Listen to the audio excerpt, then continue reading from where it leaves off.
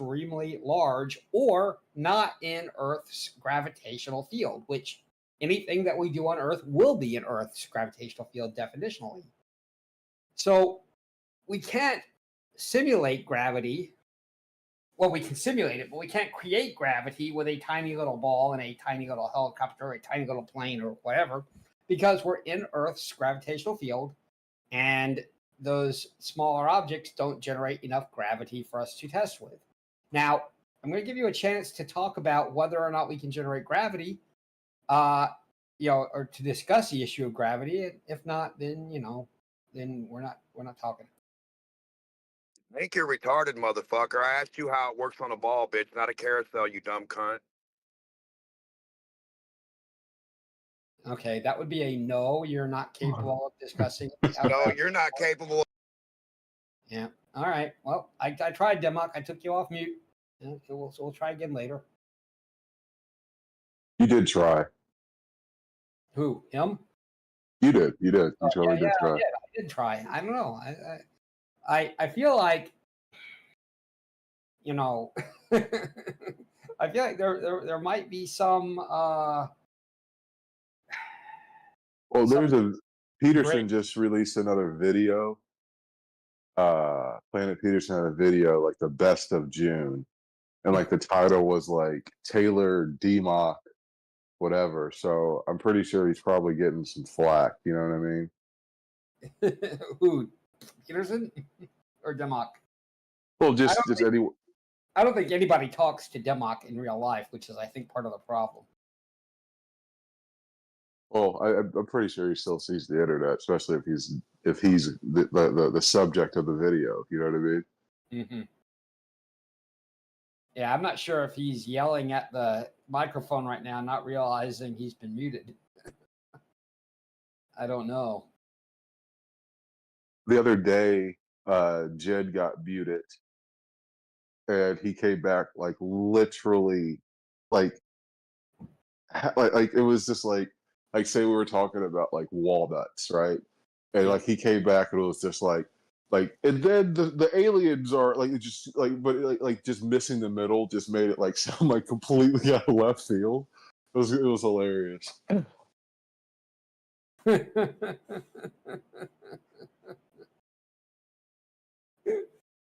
Dude, I was just over at Earth Awakenings, and the little rat sounding dude, I think it's Geo. He said he's one of the top 5 flat earthers in the game, verbatim. I think is the words he used. Yeah, he might be. For real? I mean, he's been in the game for a long. Well, it depends on what you mean. I mean, obviously by numbers, no. By length of time, maybe. By having unique or interesting theories, I guess it depends on how you score it. I listened to them over there, and that's why I come over here because it's actually a conversation. Even like if Damon, it's actually a conversation. You can learn something.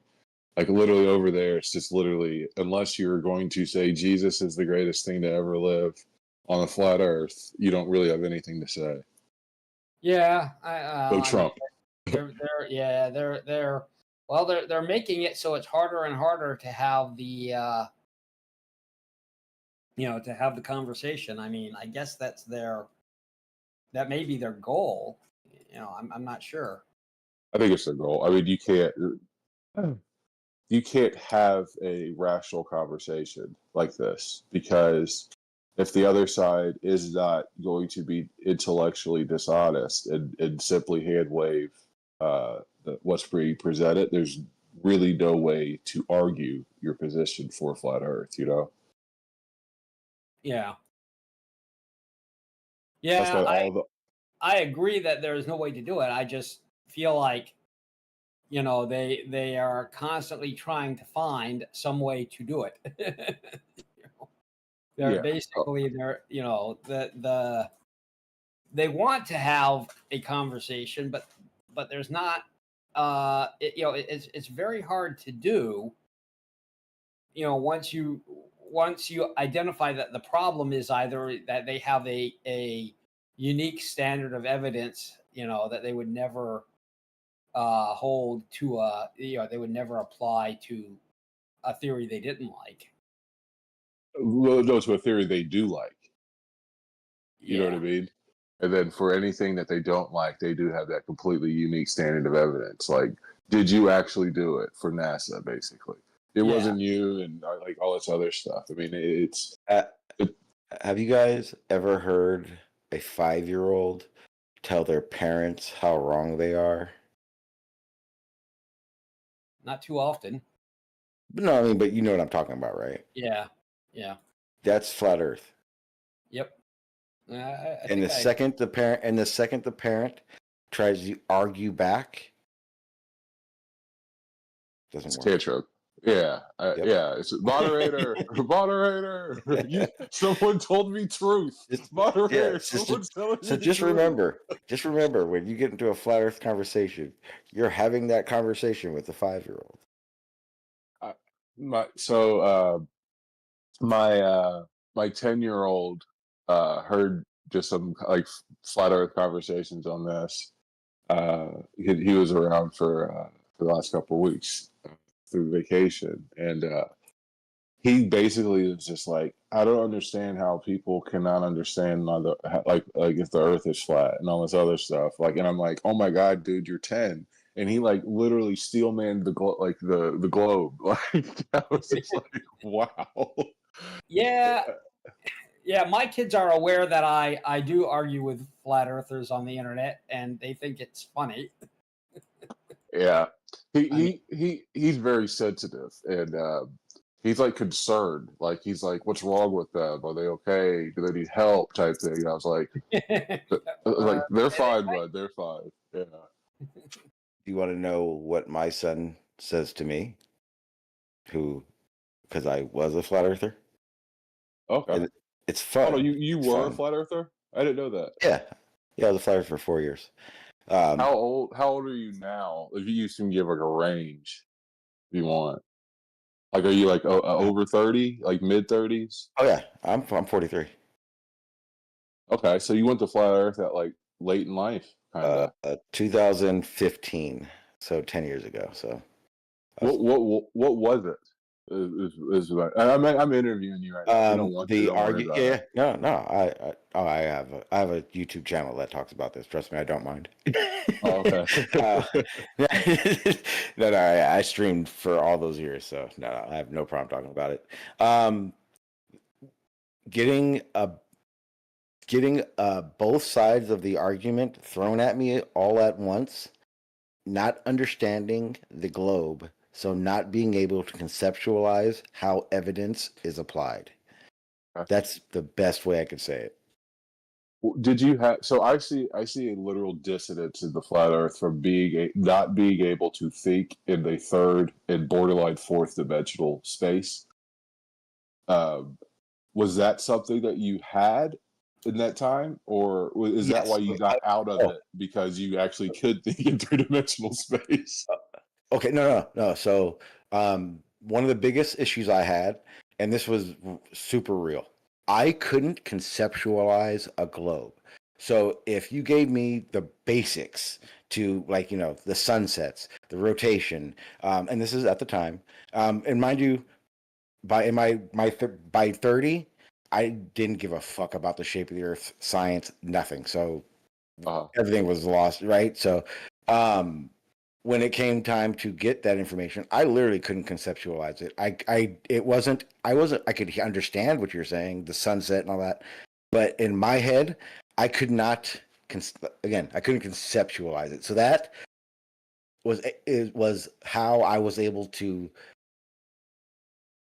not just discount flat Earth, right? Because the information was just as valid to me at the time. I wasn't a typical flat earther. I didn't play the Nutton game. I played the 1001 questions. I still to this day have my notes. I have about 30 fucking notebooks worth of notes from when I was a flat earther and some after. I realized that there were people there that had so much knowledge. I wanted it. So I would just ask 1001 fucking questions. I would call out the globe arguments that I felt were ego-based or just bullshit, right? Like you don't hear it often, but back in the day, you would hear shit like the Golden Gate Bridge was built with curvature in mind. At the time, I had done surveying. I worked construction my whole life. Granted, I didn't know about fucking, Jesus Christ, Reciprocal is geodetic, geodetic surveying. I was a planar surveying, and it was at the basic level. I did topography mapping, and I did fucking small projects. So curvature, never in my brain, right? So I had that for my argument, and I knew for a fact, looking at the plans, reading the plans, that curvature, 8 inches, all that shit had nothing to do with them building that bridge. So I debated Red rhetoric over it. Things like that were things that made me doubt the globe, because why are you saying these things if they're not real arguments? But at the same time, Flat Earth was saying a bunch of shit. So I realized real quick there were so many different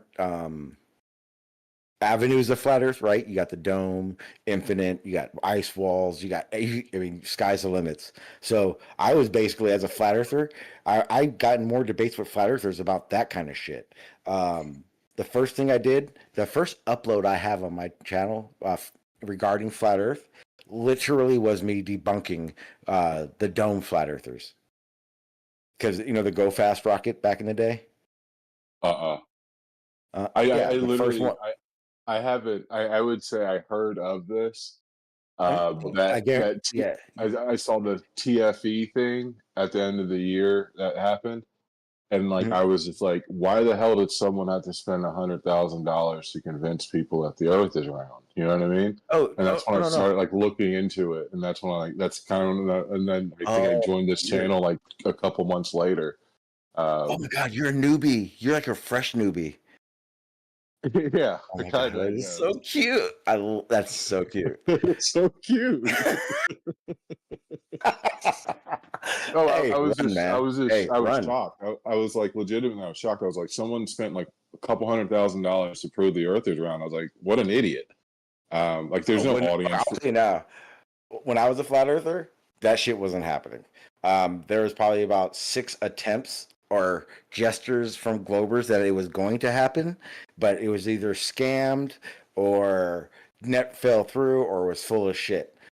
So trust me, if that shit would have happened for me, $200K. But think about it. I mean, in 2015, yeah, like in 2015 though, like YouTube was on its rise, and but pulling together 20K to take that type of trip, that's a huge fucking risk, That's the thing. Okay, but see, 200. But here's the kicker to it: the trip, and don't take this for faith. It's just a good title for the reason, right? Duffy didn't do this to stop Flat Earth. Oh, Duffy did this. A scammer too. Oh no. Yes, but not that type of. I don't think he's a scammer. I mean, I know you don't. That's just cute. Well, but I mean, hang on. But the reason Duffy did this is to save his church, to stop members of his congregation from thinking Flat Earth had an option in his Bible.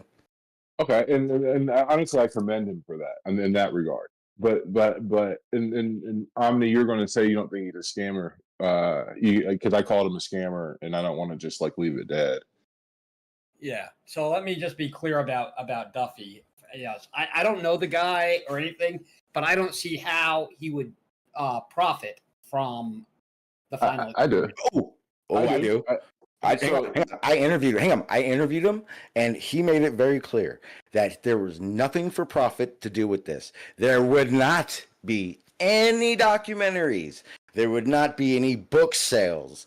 This was purely to show that Flat Earth was a lie. And then it wasn't until a little bit into his interviews that he started to do that he actually came out, and I even found the fucking clip of on his YouTube channel for his church. This whole thing is literally just to show his congregation that Flat Earth has no option in the Bible. That is the whole test. And I commend that. Now, Omnivore, besides the documentary that he's coming out with, and all the YouTube money he's made, I still don't think he's a scammer. I don't either. I don't. That motherfucker's rich. He is I say definitely a scammer. high number. He's definitely a high number millionaire, possibly billionaire. No way he's a billionaire. No. I said possible, but Okay. So no. I say, But understand, I say scammer. he's sold some books, and he's done not some saying, shit. He's got money. I'm not saying that aspect of it's the scam. I'm not at all. What I'm saying is that he is basically taking people that believe the Earth is flat, for a biblical sense, trying to show them that the Earth isn't flat, and then he's going to try to shove that the Earth is young down their throat in return. So Now, hang on. That's the part that makes me not like Duffy, because Duffy, to me, young Earth creationists are worse than flat Earth. Yes. Again, because my understanding of flat Earth is this. Remember, I just explained this. It's built off a misunderstanding of evidence, not being able to understand how to conceptualize that it actually is a globe. Where young Earth creationists know all the information and they fucking skew it and twist it and pull their fucking jerks off just to make it sound reasonable in their 6,000 years. 6 to 10. They'll give you a little Yeah. range, but yeah. So that's why I say scam. Not in the regards of what he did was fake. Not in the regards of like all the final experience thing, but in my opinion, it's basically like someone switching addictions. And to your point, I think young Earth creation is more dangerous than flat Earth. It's a subset of flat Earth, and I think that they use flat Earth as a shield to protect their religious connection to it. But at the same time, okay, well, go ahead and finish up, and then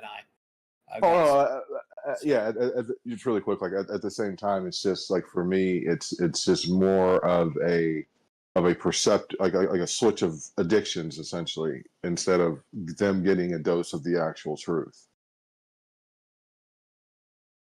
Okay, so the number one, in terms of better or worse than flat Earth, you can be a young Earth creationist and not have to believe in a gigantic global conspiracy theory. Yeah. So I think that Science. Oh no, wait. Okay, hang on. It goes both ways, but in Duffy's view, hang on. In Duffy's view, he does not deny science. He just discounts science for being accurate. Exactly that. You kind of do, or omnivore, have to believe in a global conspiracy theorist on young Earth for radiocarbon dating and the geometric layers and all this other stuff. You kind of do. I don't agree. So you can believe that there is a small number. So first off, how many people really understand carbon dating? It's a small number. Right? Okay, can I be his defense? Because I know his argument for this, or I know how he answers these questions. Oh, okay. Okay, so we know that I'll be the prosecutor. Omnivore, you're the judge. We know that carbon dating goes beyond 14,000 years, or what, 10,000 years, 6 to 10, right? Because that's the range for him. We know there are other ways of testing that, right? Omni? Yes, there's multiple ways to do different type of carbon dating testing. There's lead. There's yes. Yeah. This is how Omni. This is how we know dinosaurs were dated. This is how we know when fucking deposits and sediment layers were. This is how we know these things. They go beyond carbon dating. Now, this is Duffy's argument. Ready? God made it that way. The Earth looks 4.5 billion years old because God made it that way. So when you look at it, Omni, when you do your science and you try to figure out how old the universe is, it looks because God made it that way. It's only 6 to 10, right? But God made it so you think it's 4.5. When you cut a tree and you try to date that tree, or you try to date other things that are dinosaurs, Yeah.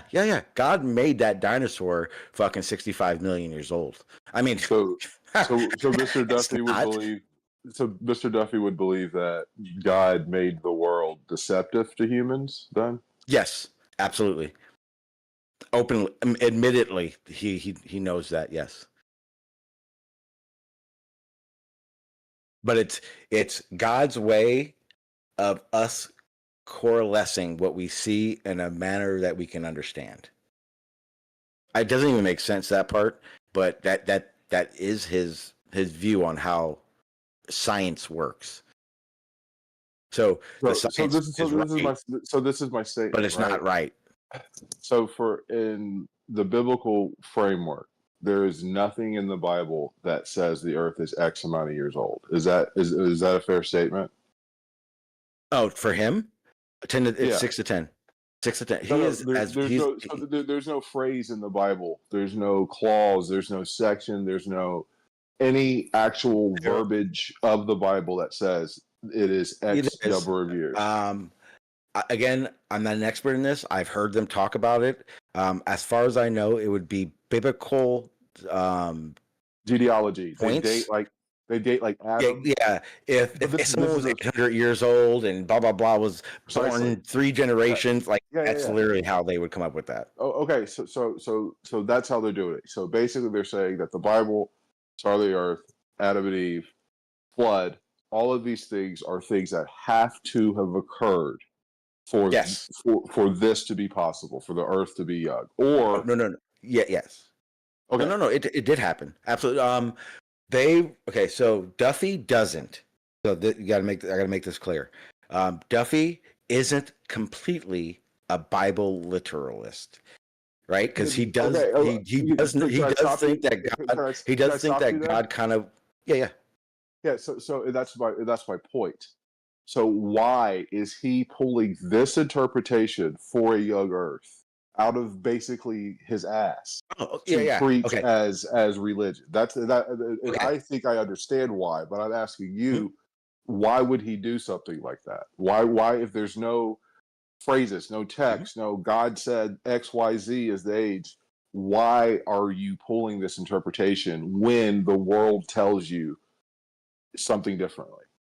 Well, that again, the God made it this way explanation for him is literally his way of explaining your explanations. We see a visible universe that is this old. Okay, yeah, you do. Absolutely. I don't have to explain it away because God made it and he made it to look like that. So when you look at it, there's more to be inquisitive about. But when he's preaching, he does preach the Bible to be true. Hey guys, the Bible is. What's up? Mic check. Mic check. Okay. Mic check. Good. Yeah, I wasn't. I had a bunch of stuff I wanted to say, but apparently my mic was on mute. So I muted you, Omnivore. That's fine. my own mic. So I want to address a few things. Yes, sir. All right. So number one, you don't have to believe in a huge conspiracy. Okay, I'll say it. You don't have to believe in that the Jews are deceiving the world in order to be a young Earth creationist. I agree with that.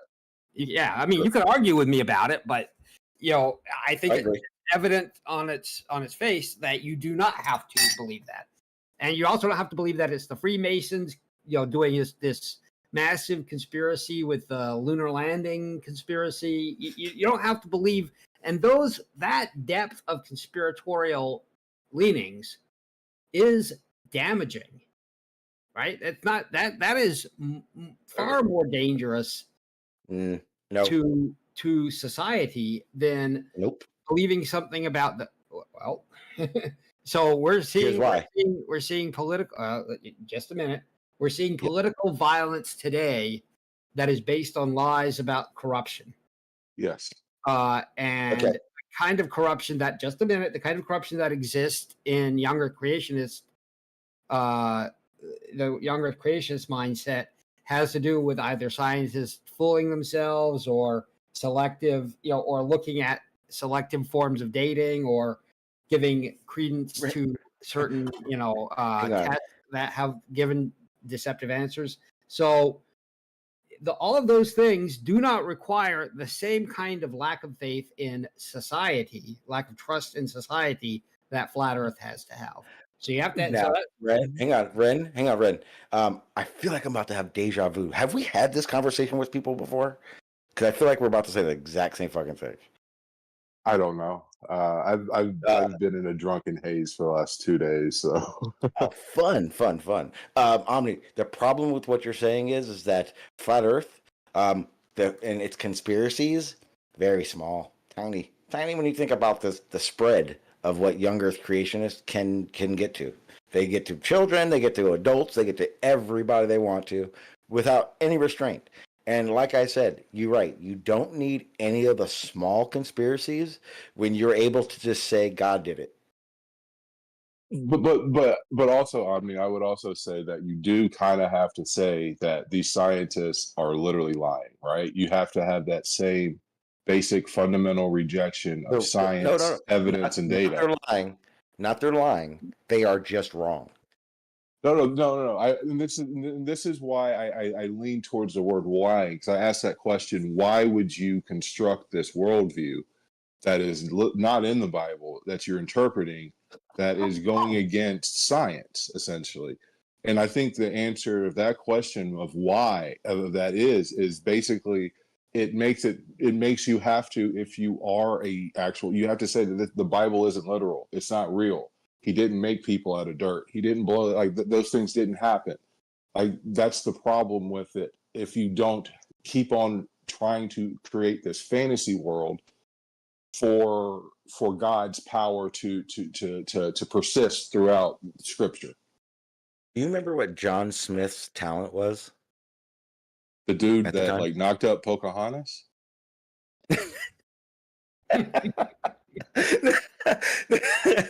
Not quite. I mean, I'm sure he probably did get himself a couple Pocahontases. No, he's the guy that made the Mormon religion. At the time, the reason he was able to do this, it was because at the time, I think, Omni, correct me if I'm wrong, it was like 95% of the population couldn't read. So he was able to look at this book and say, I can interpret it. Pastors are the same thing. They are able to translate the words of God well. That's a better way of saying it. Their interpretation well. So you know that about the Reform, Martin Luther attacking on those 95 points to the church, and now they had the split. Yep. Like one of the biggest things that of those 95 was basically getting the Bible written in German, the common language, so everyone could read it. I think that was the biggest fucking mistake in the world. I hate to stop you, but I got a quick question. It's a yes or no, and you can keep going. Do you believe that religion at its core is a good thing? Yes. Okay. Yep. Okay. I'm 100% against literal interpretation of those scriptures, no matter if it's the Torah, the Quran, the whatever. I agree. Yep. But I completely agree. Religion at its core is an absolutely amazing institution. But I'm not talking about the core. I'm talking about how it's presenting. Yeah, exactly. No, yeah, but asking that is important because people that say no to me are out to defeat religion, and that's never going to happen. Because again, religion and God being real, in my opinion, are not the same thing. I understand what you're saying, but I would completely disagree that the majority of the people that come and argue for a flat Earth would agree with that statement. Oh, yeah, and that was another thing I battled with religious flat earthers. Myself, I have never believed in any kind of creator, and as a flat earther who believed in evolution, I got into a lot of arguments. But as a biblical flat earther, you could literally argue God says there's a firmament. God says the world's flat. You can make these arguments, and that's the difference. Oh, absolutely. For me and young Earth creationists, it's like, for young Earth creationists, you don't even have that foundation. I believe they do because again, I don't think Will Duffy is the only young Earth pastor teaching that God is fooling us. He may not be Omnivore. the only person You- teaching that, but I don't think that's what most of them are teaching. That's what I was going to ask Oh, you what? because I was going to ask you that. No, oh, yes. I do believe. I know for a fact, actually, because matter of fact, Omni. I think we talked about this guy before. That Josh guy, super religious Bible literalist. Josh. Fuck, what was his name? I gotta look again. I'm pretty sure you know who he is, Omni, because we've had this conversation here before. Josh Morning or something. Monday. Josh Monday something. Josh Monday Music and Podcast. He's the Bible literalist. Matter of fact, him and Duffy talked about it deeply. I have a clip, but the server's not big enough yet. Hang on, let me find the one he had with Duffy. So you can, because Duffy talked about this. He talked about it when I interviewed him, but he went deep into it with this. And this is how I know he's not quite. I'm sorry. I thought you were done. I was gonna say that's how I know he's not quite a Bible literalist because this Josh Monday guy, who is a Christian conspiracy guy, is 100,000% a Bible literalist. And when they talked, Josh wanted to talk to him about how to have more of an argument for it being a Bible literalist. So Duffy isn't so much, which is how I think his God is fooling us. Way of teaching is his way, right? I think he goes, God is doing this, and as because we know he's doing it, we shouldn't look at it like a bad thing. I mean, do you? I mean, whatever question. Do you like you're a religious person? Do you think God would fool us?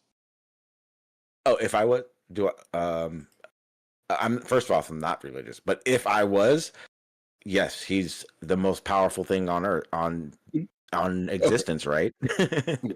So Sean does. So Omni, do you think God would fool us?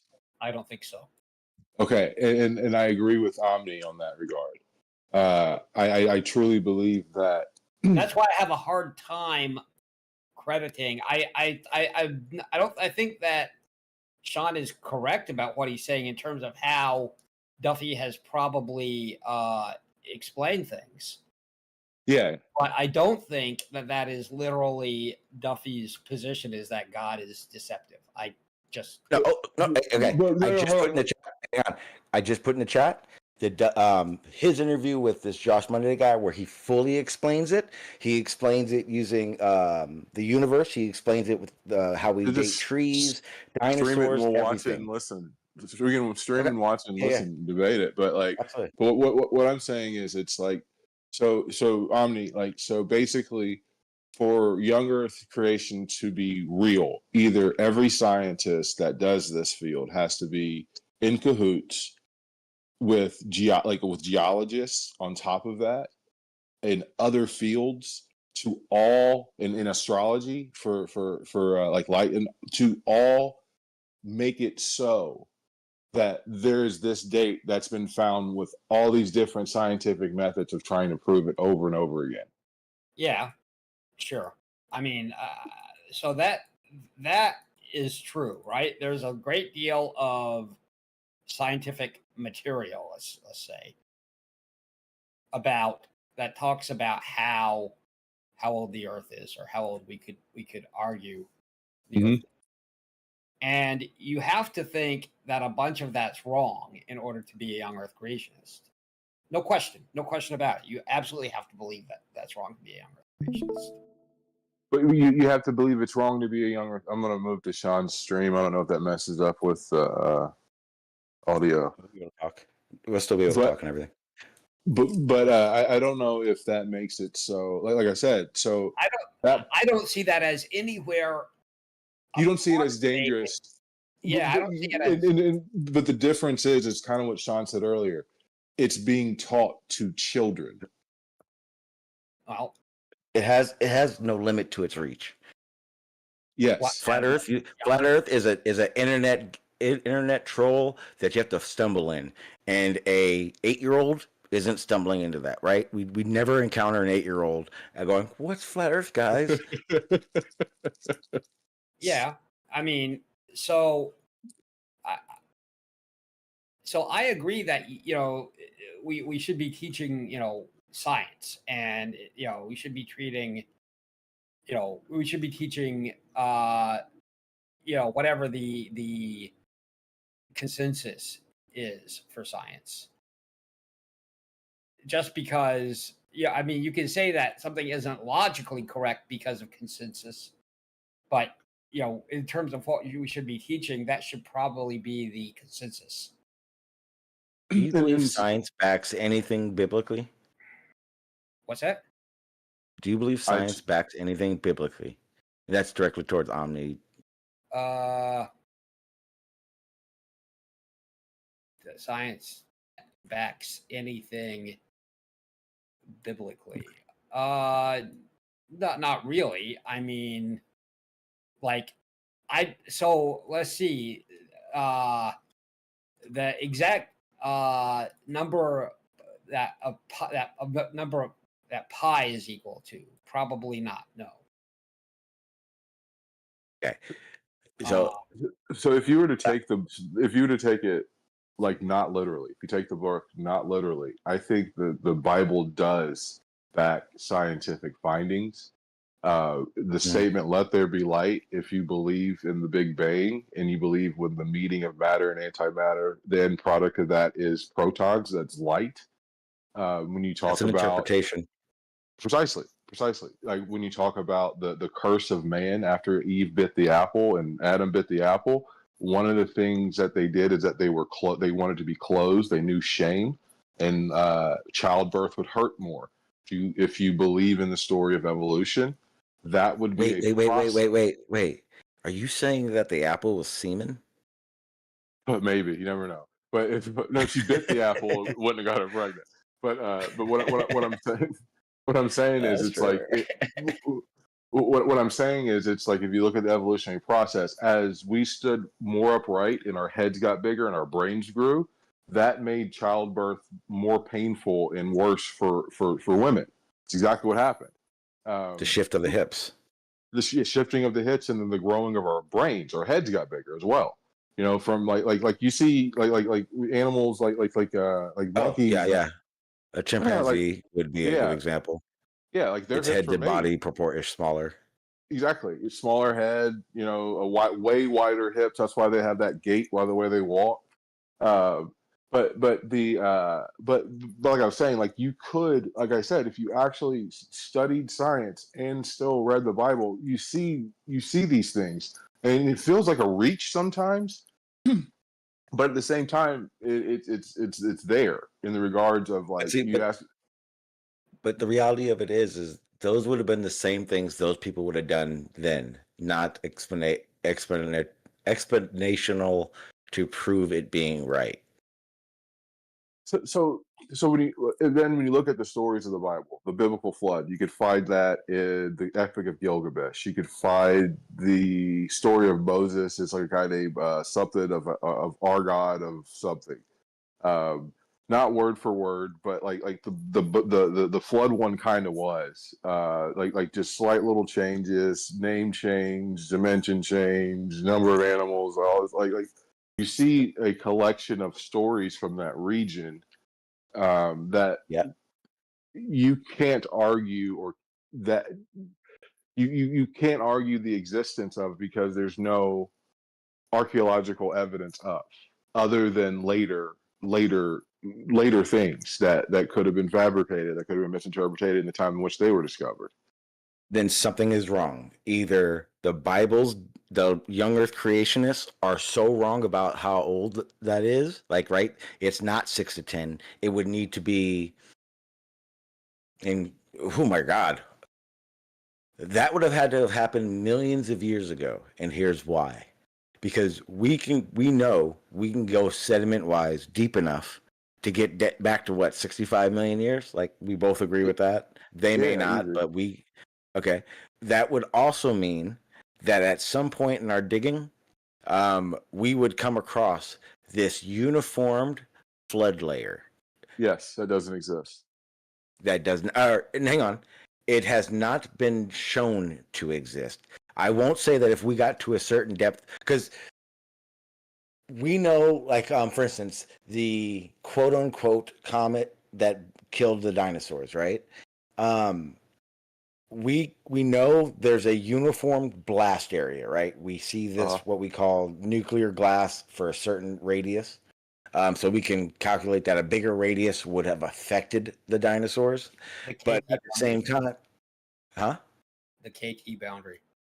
Yes, Yeah. I'm sorry. So what we see this layer. If we can go as far as we know this area is, and we find this layer, we would see this. We see floods everywhere. We know that, in that part of the world, there have been some evolutionary change fucking type floods.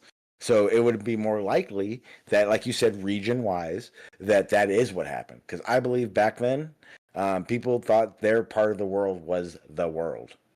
Yes. I mean, why would they not? Exactly. Like, Oh, 100%. how I could agree. they not? How could they not? You know what I mean? I remember when you guys were 5 and 6 years old and you tried to imagine the world. Like, you were like, that's like 3 blocks down. Well, we had this spinning globe thing, right? And we would always spin it, and we would stop it randomly, and then we'd see where we stopped, and then we'd like see. This is like back before like this is like mid '80s stuff, and we did when we were homeschooled. But we'd then calculate how far we are away from that place, and then we'd learn things about that place, what language they spoke, and I mean that's kind of how I always conceptualized the world. It was a round globe. Yeah, but see, guess what? Check this out. It wasn't until my mid 20s, mid late 20s, that I did my first 1,000 miles in a car. And that's when I actually realized how far something really was. Because before that, the distances you see or hear and see aren't, for me. Remember, I had a conceptualizing issue. So honestly, to conceptualize something being 10,000 miles away didn't make a difference to how I understood something, because I didn't understand it. I couldn't. 100 or 250 miles was the best I had. That was going from San Diego to Vegas. Are you going to play the? So, what is Duffy going to say in this little clip? Okay, perfect. This is Duffy's explanation for why science says versus what the Bible says, which is true. And it also clarifies how he's not a Bible literalist, because the guy Josh in the clip, he is a Bible literalist. So you'll see the contrast between them when they talk. But openly, young Earth, both of them, very, very young Earth. Omni, did you want to watch this? Because I'm watching this it. is okay. Oh, you're watching the clip. It's not until 50 minutes in, Omni, that that Duffy physically talks about his view on science and the Bible. But I'll play it right now, Ren. Okay.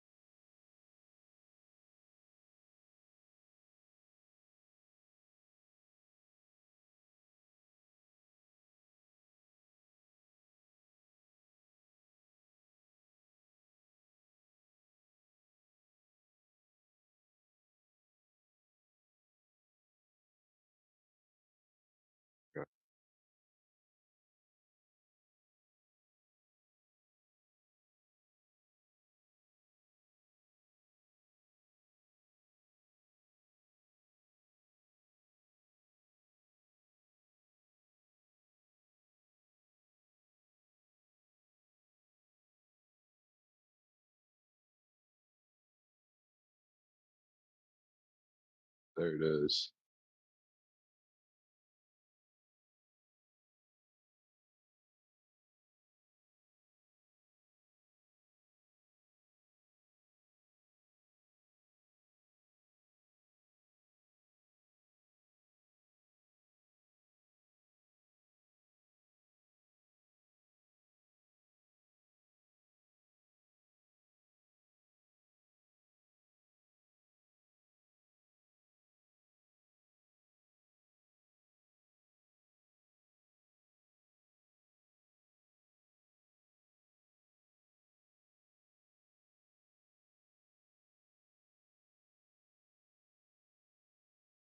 Great. All right, Sean, I think I got my answers. Okay. So when I asked you why he pulls the young Earth creationist belief into existence, it's to deny evolution. That's the And main one, I think, for him. that's also his way of saying science doesn't need to back what I'm saying. Yeah, but I would say of all of them, that's the one when I said that was the one that I was thinking of earlier. And he said it. They both said But it. he doesn't You know. when he preaches, he doesn't even talk about evolution. He just denies it. He doesn't understand how to argue against it. He's already So he stated. denies it in saying it didn't happen. Yeah. Or he Oh, just he's a pastor. He evolution is not true. It doesn't make sense to him. That's what he said. So when he's teaching about these things, he's not teaching evolution could be possible. But I think he probably does the lie and says, "Oh, there's macro evolution, but not. I'm sorry, there's micro evolution, but not macro evolution." Yes, And absolutely. makes I've that heard him talk bullshit. about this. That's a Yes, lie. I've talked. Yes. Well, it's not a lie, but it's cherry picking science. Well, it's cherry picking science to try to fit within the worldview of, hey, it's only 6,000 years, and this is why you have different But dogs. yeah, but at the same time, you have to deny science. Yes. That's why I think, and again, this is why I think it's worse than flat Earth, because you have to understand the science to know what to say is right, and you have to know science to say what is falsified, right? And again, my understanding of flat Earth will always be flat Earth is built on not understanding, which is worse. I think this is worse because you're able to indoctrinate people to automatically reject science, essentially. So you have I a agree. concept that's taught to you. You hear about geology, you hear about astronomy, you hear about all these other sciences that you're going to hand wave reject or have a hard time accepting throughout Yeah, life. and I forgot what it was called, but he said it, and I remember now. Duffy refers to this as a mature Earth, like a mature universe. It would be anything he can't explain that science is definite about, right? Pretty much, he uses as this his argument. God made it that way. And the thing is, it's God did make it this way, and I think that the evidence of him doing it are the scientific results that we found. Yeah, but if he says it's 6 to 10,000 years old, and the universe scientifically says 4.5 billion years old, then it's that's God's creation, and when he created it, boom, it was 4.5 billion years. But billion years old, yes, I understand that. And that is a position in which you can't really argue someone off that hill, because if God has these powers, God has the ability to do it. But then therein lies my original question: is why would there be deception essentially in the results? Why would what we could find about his creation be deception? Well, it would all be right if if everything we know, God's creation is only 6 to 10, but science is catching up and saying all these other things are beyond that, then there needs to be an explanatory reason for that. There has to be, Yeah. right? Well, that's what I'm saying. So like you were saying, like, so every geologist, right, that digs down to a layer that you could date to 10,000 years or 6,000, that does not find a flood layer, that uniform strip that you're talking, you know, like all of these little things, everyone would have to be in cahoots, essentially, you know? Well, nope. Only one sector, and that sector are your young Earth creationists, geologists, your scientists, because there are these people fund scientists to do these things. There's a whole line of geologists that go to Death Valley and will show you sediment layers and claim that is evidence of a world flood. Do you want me to show you?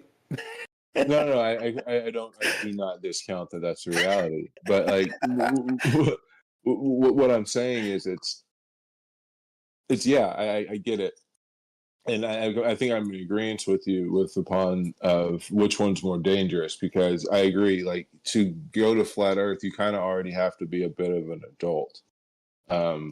And the problem is if you do have that, hey, the world's 6,000 years old, reject all the science that you're going to learn over the next 18 years of your life, basically.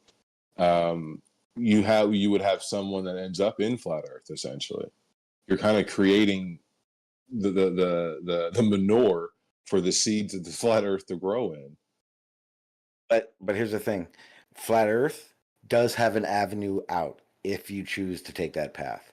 Young Earth creationist doesn't have a path out; it only has a path in. And sometimes you realize it's bullshit, and you just jump out the moving car.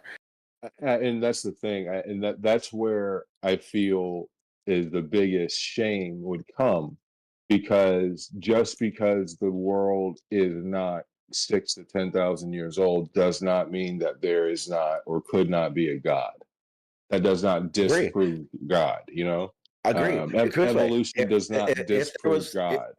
thank you. Because if there was a God, I'm sorry. Because put it this way, I do not believe in a creator, but I don't know. 100,000,000%, I don't know.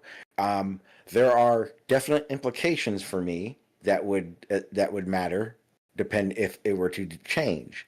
But the most important thing to me would be if there was a God. If you ask somebody, if like you have a child, how was your child created? You remember how your child was created every fucking second of it. God did not do that. You and your wife, you and your girl did that.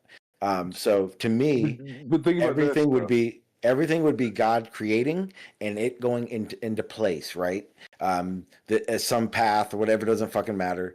But why wouldn't he use evolution? Evolution would be perfect for a that. tool. And I don't disagree with that, but just think about the odds of you and your girl through time meeting and making that kid. Like roll the odds back. The you could have went left, she could have went right. Her Absolutely. uncle, her grandfather could have died. Or, you know what I'm saying? Like, Yep. all of these things through history had happened for us to be in this position. Yes. That's where I cannot dismiss there is some power outside of myself that understands probability and statistics way more than I do, you know? But At then would it least. be, then I would have to see, what would be implicated is free will or not. Because those paths, I believe, this is me playing scientist, right? I believe that everything from the first thinking human, we'll start at, till now, has absolutely been chaos to this point. Oh, dude, And it- I love chaos theory. It was by I wanted to make that like where I studied by philosophy, but I ended up doing other things besides going to get a stupid degree in philosophy, a master's in philosophy. But Hey, then you're in perfect for here.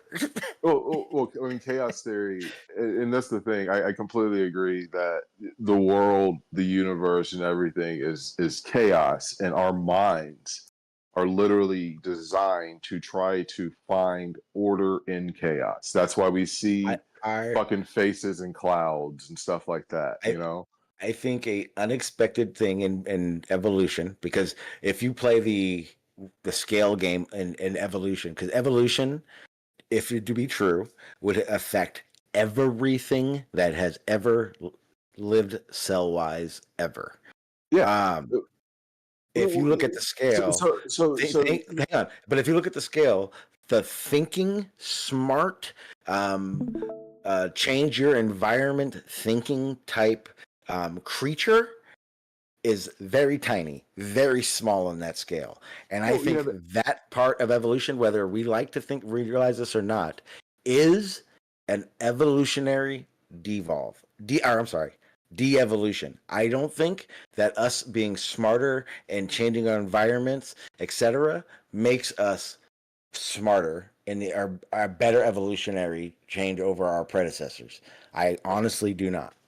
Okay, so we were talking about chaos, so we could talk about we could have a common definition of the state of nature. The state of nature is not any. There's no legislation. It is basically as you see how animals live. Okay, I want to label it. Okay. Nature is an expert in de-evolution. An expert in de-evolution? What do you mean by that? Yep. There have been more extinct evolutionary paths than evolutionary paths that have thrived on. Oh yeah, yes. Okay, I would not. There's been more evolutionary dead ends. Yes, I would call those yeah. de-evolution. That's de-evolution at its finest. So the thing is this. It's so we can go back to the definition of evolution for me. The definition of evolution in a nutshell would be a creature over time fulfilling the climate and habitat of its surrounding areas. Little things allowing it advantages to be able to get more food, get more mates. Like that's what I would say in a nutshell evolution is. The two things I kind of agree. I agree, but what you're listing are so subset that to somebody else that is micro. Dude, what you that's just the explained set. is micro. So that's the set. So that's the thing. So that's the set basically, and what they're explaining is the subset. That's okay.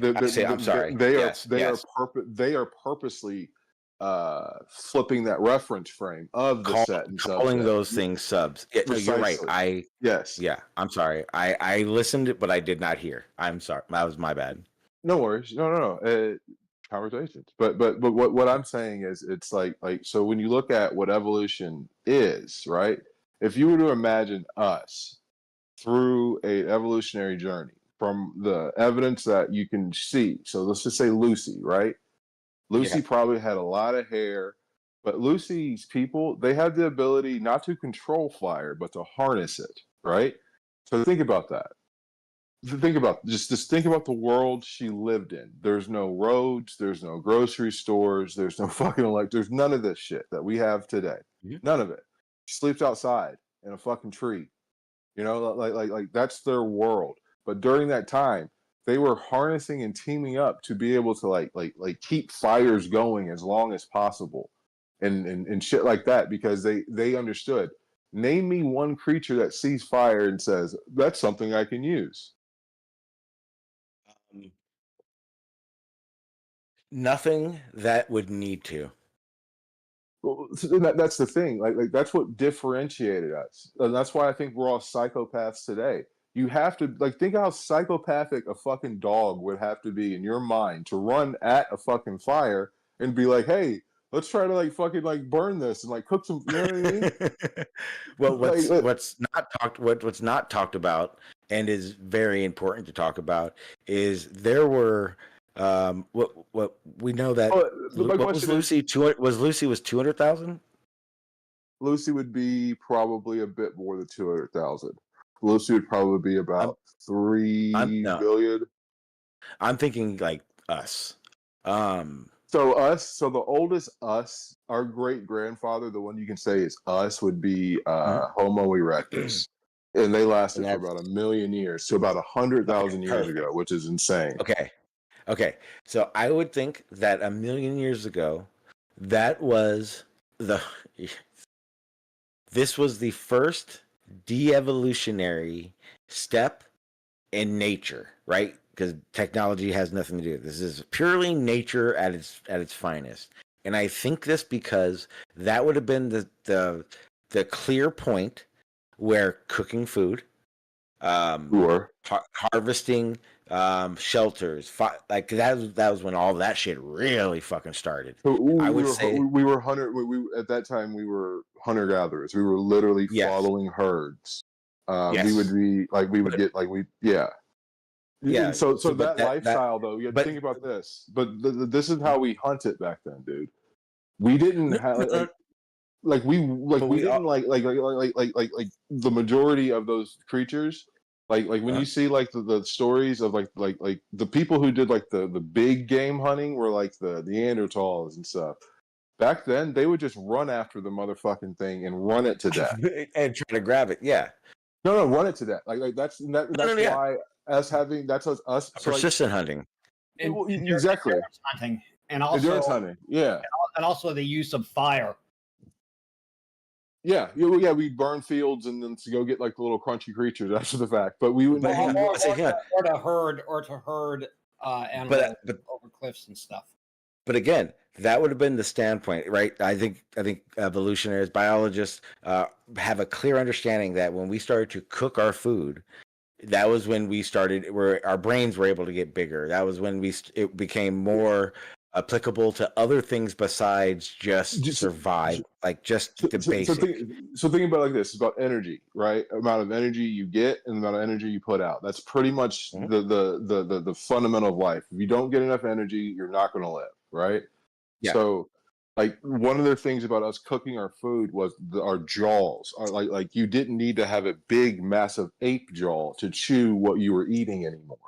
Yeah. So you saw that people's jaw lines over time started getting smaller and Softened, smaller and softer. smaller. But that energy that was put towards the development of the jawline was put in other places, and that's where you start seeing the split of where our frontal cortex diverges from what you would call the chimps and the primates and things like that. Uh, so like as our jaws got softer, our brains had the more energy to be able to do something else. You know what I'm saying? So it's And now and again, I can say it's weird.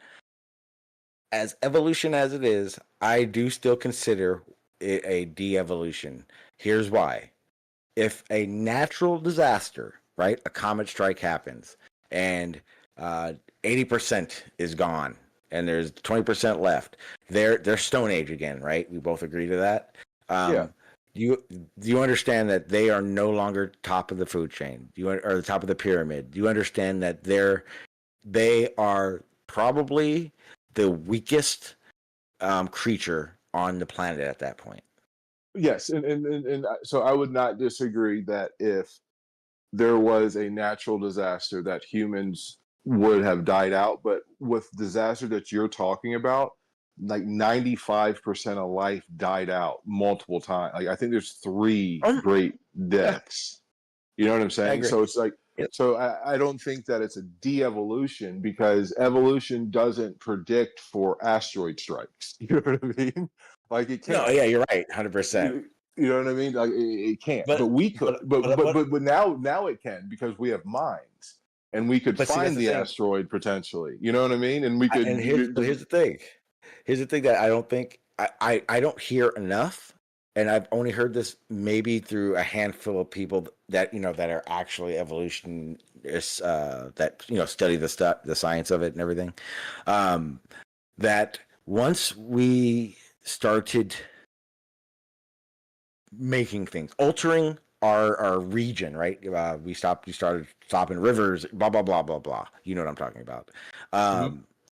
That was a again, kind of, you've already said it. It was a kick in evolution that evolution hasn't known for millions upon millions upon millions upon. You know what I'm going to do. It hasn't had to deal with it. I think what Darwin and all our biologists, etc., studied evolution for hundreds and thousands of years so far. I think what we're going to have in 2,000 years is another branch of evolutionary science, because what we are doing is altering and playing science with a game that evolution doesn't know. Well, I mean, we could edit genomes. We could edit people. We could make quote unquote perfect humans. We have the technology and science to start doing that, heading that type of direction. I love Star Trek. That's the beginning of the eugenic wars. But that's that's the number. I forget the name of the book. You probably know of it if I talk about it. But there was a book that talked about what it would take for human destruction, and it was based on like 4 levels. It was like controlling like your region, right? Like bypassing rivers, the damming stuff, the basic stuff. The other stuff was weather, right? Well, Controlling your atmosphere and climate. So think about it like this: like a beaver is basically a rat. It's a rodent, right?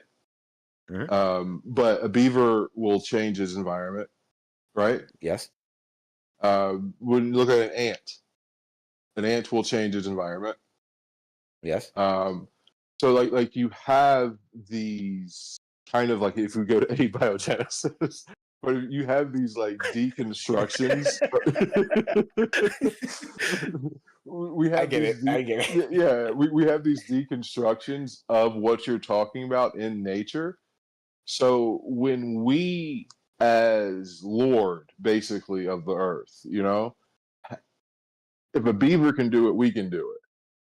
Now, back Lucy could have done it if she understood the benefits. You know what I mean? It's just the fact that our brains are what has evolved more than our physical structures over the last million years. Do you think, now this is, I know the answer to this question, and I know you know the answer, but try to understand where I'm coming from when I ask this. Do you think that the evolution of our brains is the same as the evolution of all creatures' brains? Heck no. Like, okay, that's something I question. I don't understand very much. So think about it like this, right? So,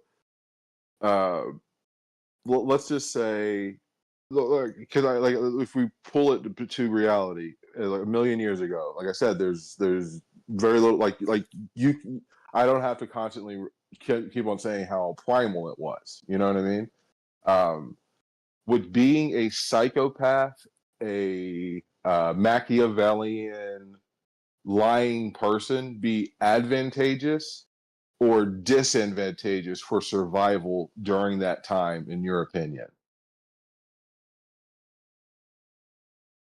Positive. You would have survived more. You'd have been more likely. Okay, exactly, precisely. So nowadays, when those traits and behaviors come out that were probably the key things that kept people alive, we're saying, "Oh, let's give people fucking medicine." You know what I mean? And that's why I think it's such a good thing to understand where we come from. If we understand that we came from such a primal world and how we got here, we can get these thoughts and these feelings and understand, that's just part of where I came from. That's not what it is now. And maybe I can redirect this energy into something positive because I have that ability. Do you think like the first humans a million years ago, like the ones that we're talking about where their brain just swelled up, do you think they were all psychopaths? Like all were psychopaths, and the evolutionary chain has just lessened that because we didn't need it? I'm being serious. I'm not joking. I would. You can't ever make those all or nothings. I would say the majority probably were. The ones like us that survived. I would say the ones that weren't psychopaths were women, and the ones that were psychopaths were men. Honestly, I feel like you haven't been with enough women. No. I'm talking about evolutionary. I'm not talking about today. So look, we're already melding time frames. But I would say back in the day, they were probably way less psychopath than they are now. I think that's not true. I honestly don't. I think they would have been probably smarter in their means of protection, because again, they had more roles. We have these roles for what women do now. So if we played that game and put that back then, that would make sense. But I think they had more of a protective, more of a. You forget about sexual dimorphism in the state of nature. Where they. True. What rights do they have? What rights also know, but hang on, because in nature in nature we see that the female is the protective role, does take the protective role.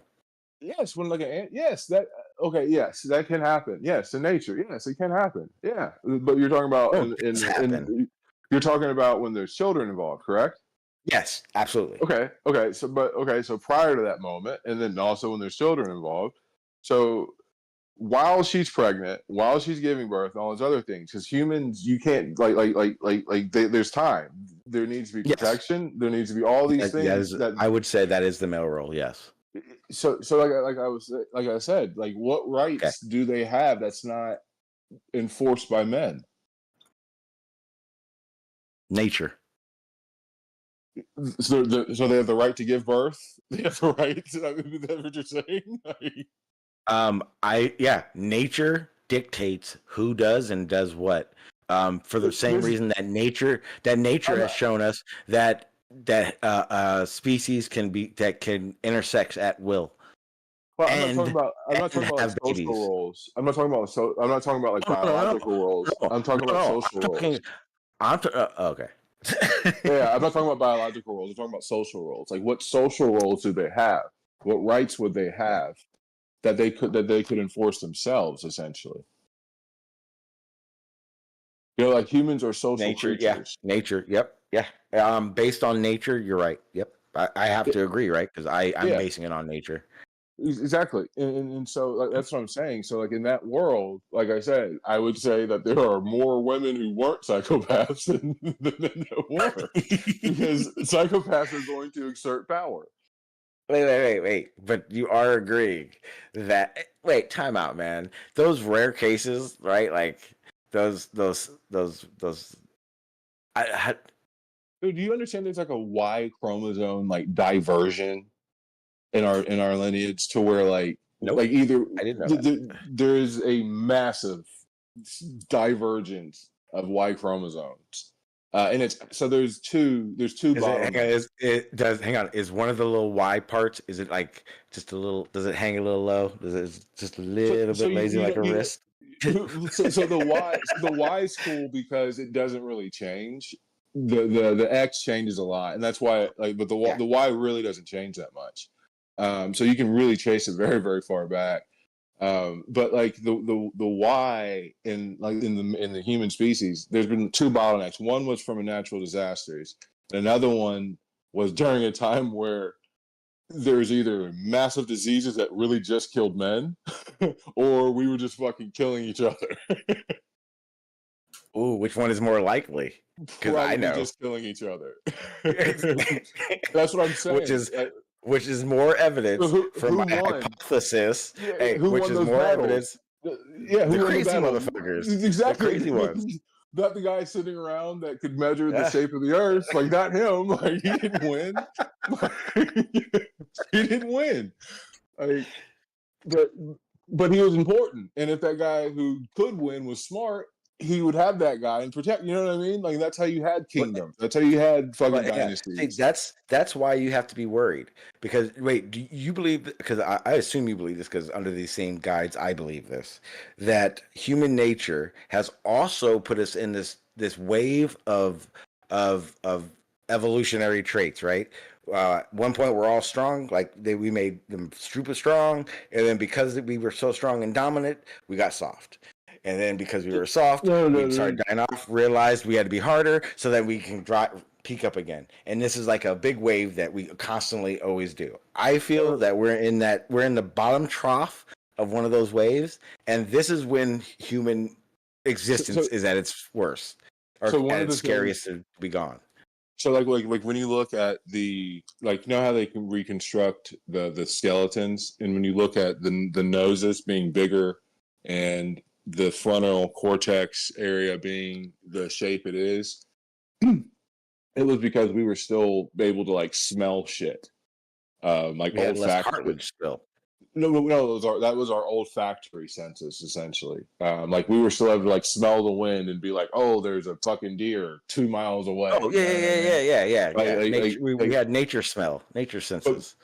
but what ended up happening was, so basically that trait was not as advantageous as other traits over time, and that's because Yeah, the second we got we were smarter. able to, yeah, the second we were able to fucking walk and make weapons, smelling in the fucking wind didn't matter. No. Yes, it did. It mattered all the way up to Did it it? mattered to Homo erectus. It mattered all the way up to But then, wait, what stopped it then? technology. The Adelaide. So, what the ability to fucking throw is. You know what that is? The Adelaide. Yes, yeah, yep. Yeah, like technology is what happened. I didn't need to like technology. And I would say honestly, people probably being able to start charting and remembering and passing down like information because of settlements. But see, hang on. Why do we think that hunting was so difficult then? It was because, dude, go What? kill a I don't fucking think deer so. with your. Go kill a deer with your hands. Go kill a deer with your hands. No. No, go kill a deer with your Just. hands. I mean, it's possible, dude. I'm No, telling you right that's what I'm now. saying. Yeah, but okay. So you're gonna have to go find the motherfucker, Mhm. run the motherfucker down, and then fucking kill it with your hands. Oh no. I'm gonna wait until I find one bedded down. No. That's what I'm saying. Yes. You can try to run it. You can try to stalk it. You can try, yeah, all that other Put it stuff. this But way. like, Put it this way. When it came to what we consider humans, venison was the meat of choice. dude, think about this. You understand why, right? Have you? I've hunted and I've shot a deer, Yeah. right? But you understand why venison would have been the choice of everyone? I don't know. Because I don't know. when a deer is young and danger happens, their instinct is to bed down. They do not fucking move. On a baby deer up to like I think almost a year and a half or something, you can I said a literally deer. walk up on it, put a leash on it, and walk it away. I said a deer, and only because I was being a bit proverbial. These people were hunting like gazelles, like the fucking those sprinters. You've seen those fuckers in Africa. Yeah, I know exactly. You know what I mean? What I'm.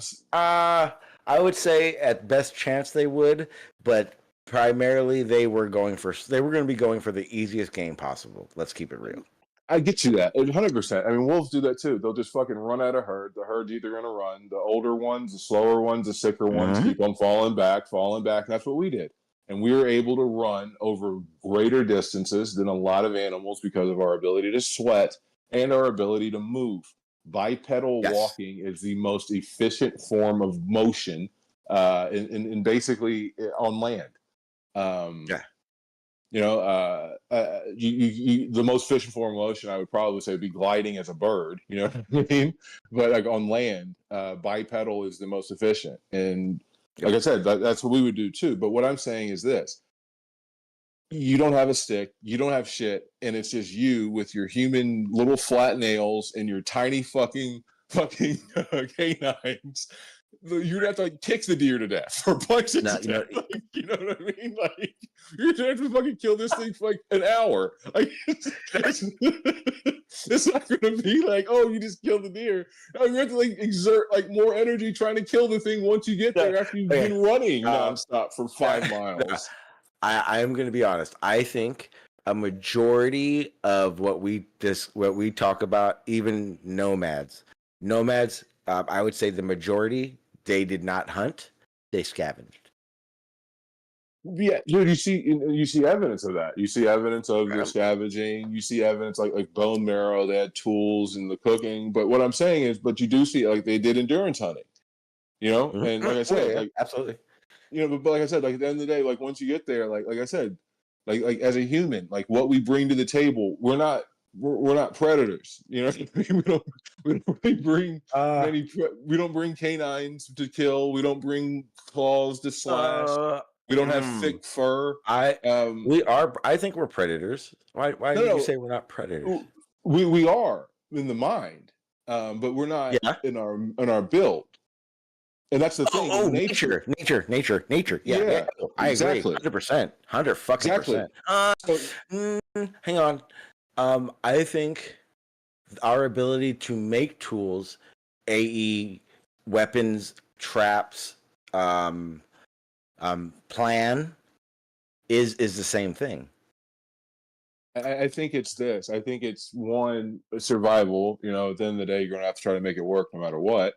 But it's our way of not having a build. Like if you're a lion and you don't have a lion build, you're not going to live. Yeah, you're not a lion. Exactly. No, you're not gonna be a lion. You know, you're not going to live, and that's the thing. Hey, I have a question. How many millions, thousands of years ago do you think we stopped eating other humans? I'm sorry, people's tooth.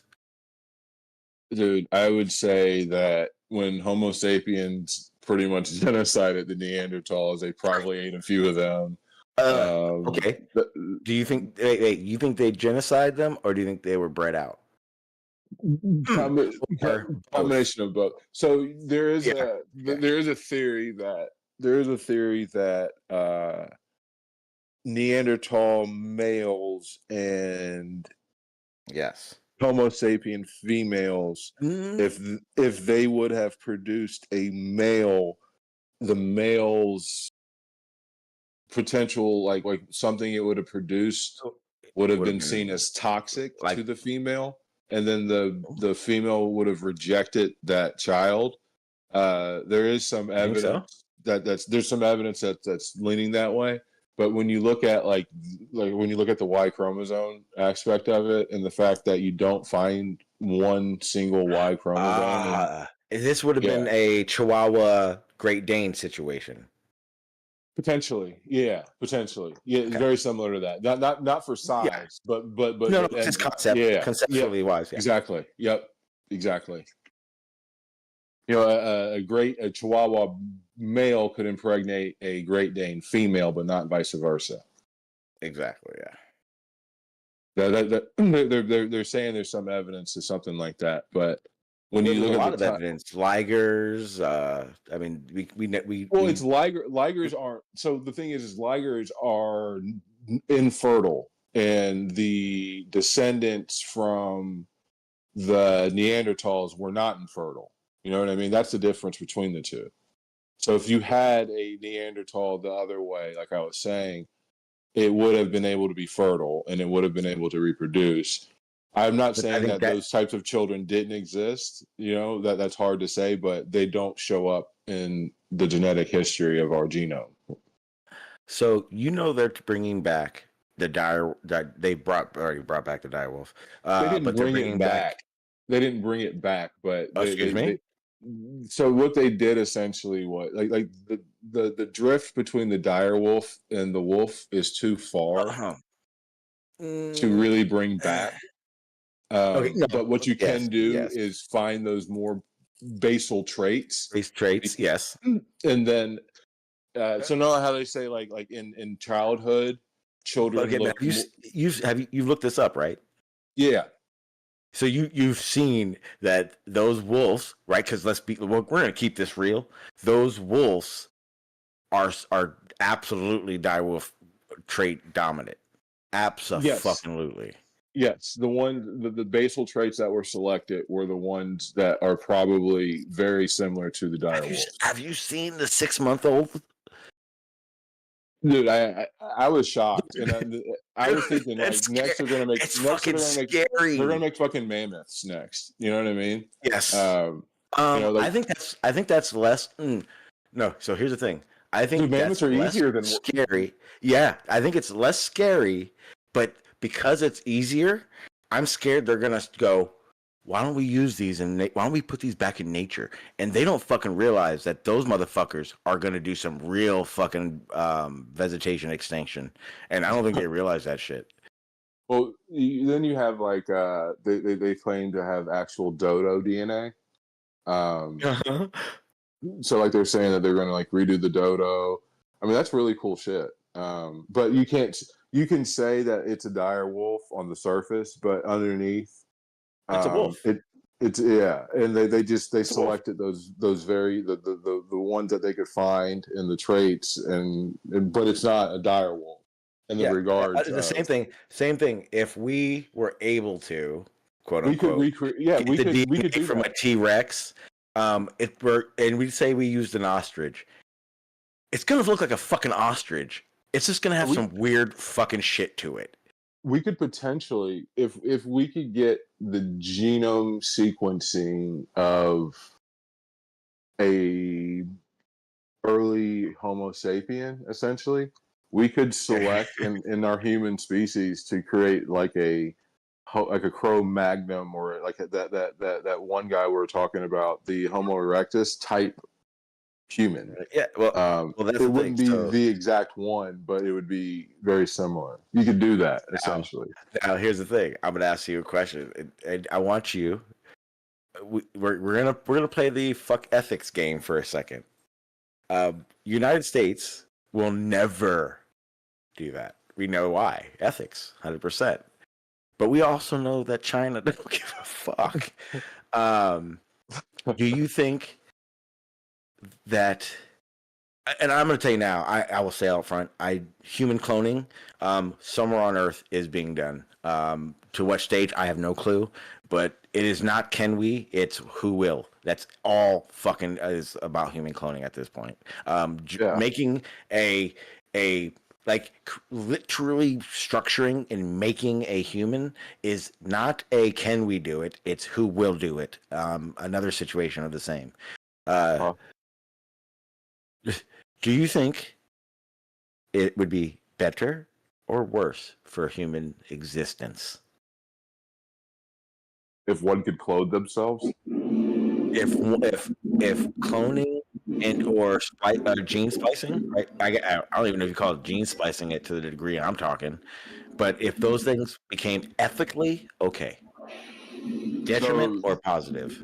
The question is, so there are situations that could arise in utero that you could see in early development that they have the child would potentially have this malfunction right in life. At that point, if you could go in and do what you're talking about and quote unquote fix the problem, I think that's kind of where like I try to create like a left and right. So now I have a person that has a kid. So now I have a person that has a kid, and I just want my kid to be fucking LeBron James. So I have LeBron James fit. So like which one's right, which one's wrong? How do you stop the one that's wrong if you allow the one that's right?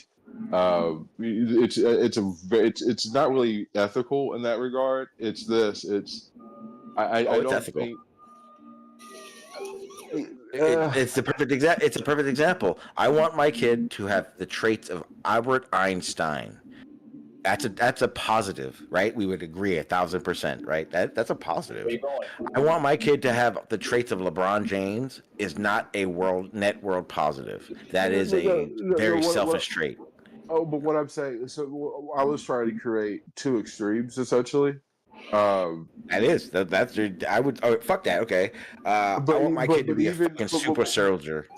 but that's what I'm saying. So that's where we're going with it. You know, I don't think that we should get to the point in which we create life in that manner, or we But will. But if we have someone doing it, I think that's as dangerous, basically, as nukes. no, again, and this is how scary it is, right? Someone comes out and says, "Hey, we can now take the embryo before fetus state, take the embryo out, identify any deficiency. I don't know how to say it, but I'm trying to be respectful. Anything bad, anything negative, and we can fix it and put it back in the mother. We have the ability to And make a perfect kid. A perfect kid. okay, Yeah. perfect. Yeah, we have the ability Yeah. to make a perfect kid. The second that door is opened, Super Soldier and Einstein door is opened. Period. Okay. Okay, and so I'm not disagreeing with that, and that's kind of why I try to create those two situations to where you have an embryo and you find out that it has some developmental disease that could be fixed. I think that is a capability that it would be very hard to argue against. I think it's very easy to argue against. I want to make the perfect kid. Problem You know? is you open If you one door, it's the exact same all thing with doors cannabis. are open. Dude, it was the great cannabis did the exact same thing. The way they pretty much pushed it through was showing the benefits of CBD for Yeah. children that are having seizures, and like basically no other medicine. There's so many testimonies. And I don't want to get into medical crap, but there was no other medicine that was helping them, and blah blah blah. No, So that's why I know you the see study, this. so Yeah, in detail. that's how you get the separation between CBD and THC, and that's how you got the massive change and shift in the laws.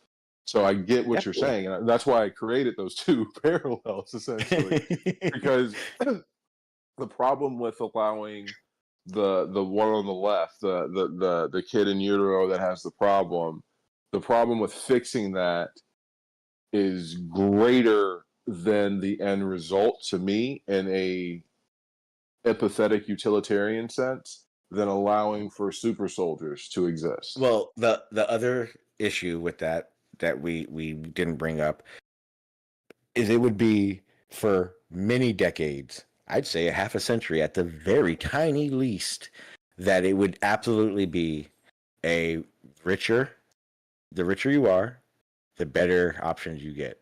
And That's how everyone it's always else been, dude. would not, no. I know, I get that. The problem that is this social gap that we have now in 25 years becomes, and I'm saying this very loosely, becomes a no longer are there there's no longer upper class and then poor. It's just them, and then you're scums. You're the slaves.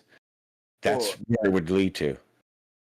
I think if especially if you had the ability to, if someone was bred, you know what I mean. That means you have a family. That means you have a lineage. That means you have a history. If someone is cloned, they're kind of like thrown into existence with no background. You know what I mean? Oh no. And that's the other part. If we started cloning, the first clones would not be clones that ever stepped a foot on this God's green earth.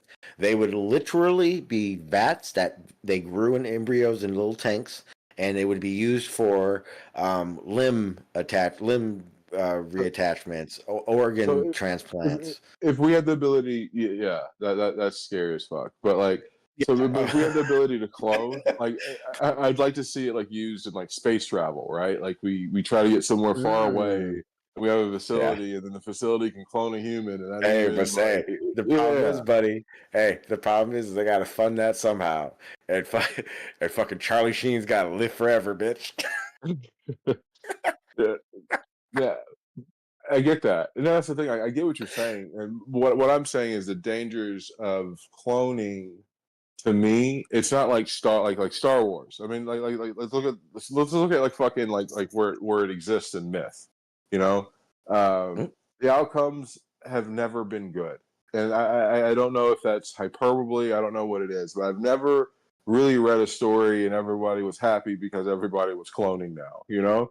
Um, so like, and now Oh, that, yeah, hey, I'm sorry. You do know that in the United States, cloned meat for dairy is now allowed in market, and they do not have to label it. So they are cloning. They're cloning the fuck out of bulls and cloning the fuck out of mainly bulls. yeah, but they're not really cloning them in the regards of what we're talking about. They're Oh, no, still no, no, taking. no. No, no, it's not just. It's no longer just a stud, a stud breeding process where they're just taking from the best and putting it in the best. No, no, no, no. They have taken it to the labs. I'll give you the FDA But I read totally on have it. a buddy who like literally sells bullshit. But I actually talked about him earlier Yeah. today. So this is the So, second time we hey, brought up hey, bullshit. we know a guy. But Hey, we know a guy named Gary that does that as well. But I'm telling you right now, how it works. So what they're doing in oh, labs that's are from that. they're basically I don't know. cloning. They'll clone the best. Like if they have like a bull that has a good yield, right? Rather than play the gamut of its offspring bull being the same, they are now cloning that bull, and it's off. It obviously has an offspring, and that offspring is But now what they're using to breed when it gets to age. so what they do is they have like basically like a empty bovine female gamete cell. It's empty. It's hollowed out. And what they do is inject the information of what you're talking about in that Mhm. bovine gamete. And what You still do get in that process. You still do get a bit of drift and things like that from the end product to but from they're the original. But yes, but in the regards of cloning, I'm talking about it for the human one, we it's something different. We really can't do it that way yet. But See, here's the problem. I think they absolutely can, but because of the ethical quandary, they so, can't ever admit to even starting that kind of research. so here's an ethical question. This is a question. We're talking about ethics.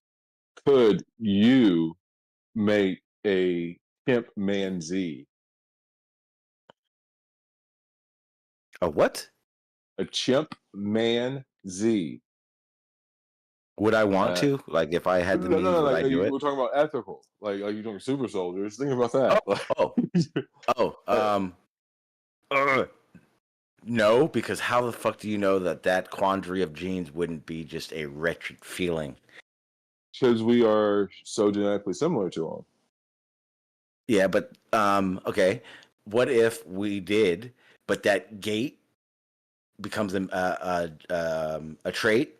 So imagine having your hips like that. That would be a very No, painful situation. okay, so like we could select, Better right? yet. Okay, we both can agree. Here's where the ethical part is. Not so much that, right? It would be the. It so sucks to laugh. The 1,500 chimpanzees that were made to get the right one, and the Well, mutated anomalies I get what that you're would saying. happen in that process. But what I'm saying to this, so Y'all are we can talking some select. like Alien 4 shit now. That's Well, what no. That's what you. Hey, just hey Cole. Understand that a chimpanzee would have every bit of 1,500 different forms till we figured out what the fuck we were doing. Okay, so yes, that would be a very those four chimpanzees, those 499, those Hey, 1,499 hey, chimpanzees are all dead. That is 100% the case. 12 of them motherfuckers got forearms coming out of their foreheads. Just so you know. But what I'm saying is so chimps and whatever, they're like 8 times stronger than us. They have smaller brains, right? But they could Uh-huh. still but you can teach a chimp basically to shoot a fucking gun. So Oh fuck yeah.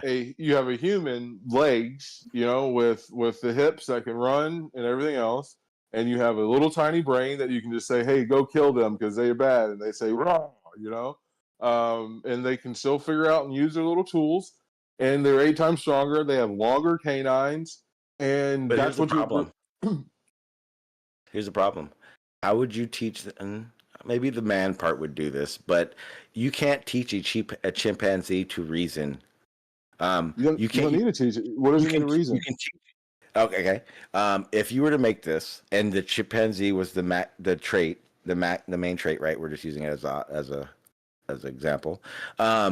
It would not be able to distinguish. You would be able to teach it to pull the trigger for reward or whatever, right? Same reason a dog fucking knows to go through the doggy door or hit the little button to say I'm hungry. It's not saying motherfucker I'm hungry. It's going, if I hit this, I get this. It will do the same thing with pulling a trigger.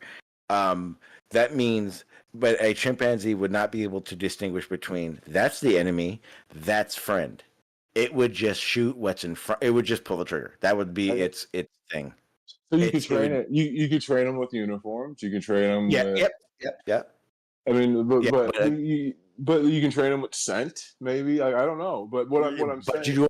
But you understand that they don't have the ability. A chimpanzee, right? A wild animal does not have the ability. But we're making a chimpanzee. Remember, we were able to select the best traits.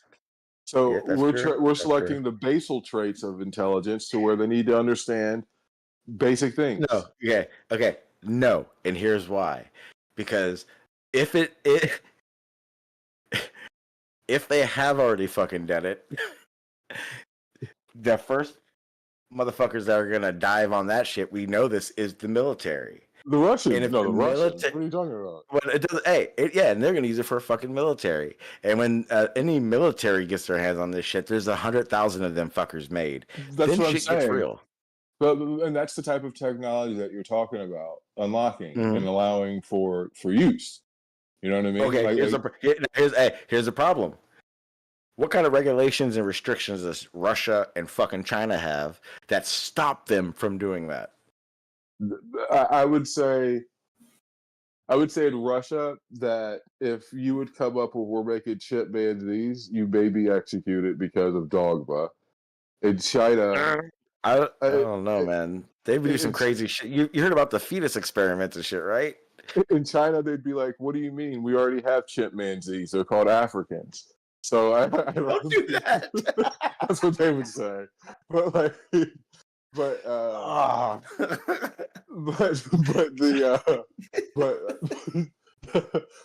like I said, I don't. Like I said, that's a fucking like far fucking just fucking joke around type situation. But that's the type of shit you're basically going to unlock the capabilities of allowing for genetic editing, even to save like that child that has a problem. You know what I mean? Yeah, but that also, and again, this is the door that is opened. Is it start you get ego people? You never like the Wicked Witch and monkey bats? So think about it though. So the thing is, I forget what's the type of genes it is. The Hopkins genes, I think they're called. But that kind of like dictates your body form, right?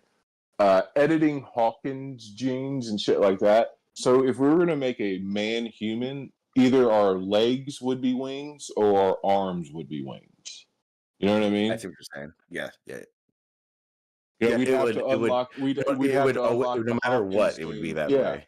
We'd have to unlock a Hawk's gene essentially to allow us to get like 2 extra appendages that would be edited that way. And the differentiation between there is no flying object that has limbs aside of its wings. Nope. Well, other than insects. Two different. We would never be. Flyman is never going to exist. I don't give a fuck. You never know, dude. Not gonna happen. Have you seen that movie? There's no way hell a scientist is gonna be like, I'm gonna deal with that. It's like, no, we need let's use a ladybug. Well, I've always thought if we were to like try to bioengineer stuff, like making giant insects to like travel on and shit like that, that'd be cool. The problem is we don't know what would happen if we made an insect big enough to make us dude, look appetizing. It'd eat us. Yeah, exactly. Yeah. You'd have like people just getting hauled off by giant dragonflies and shit all the time. Yeah.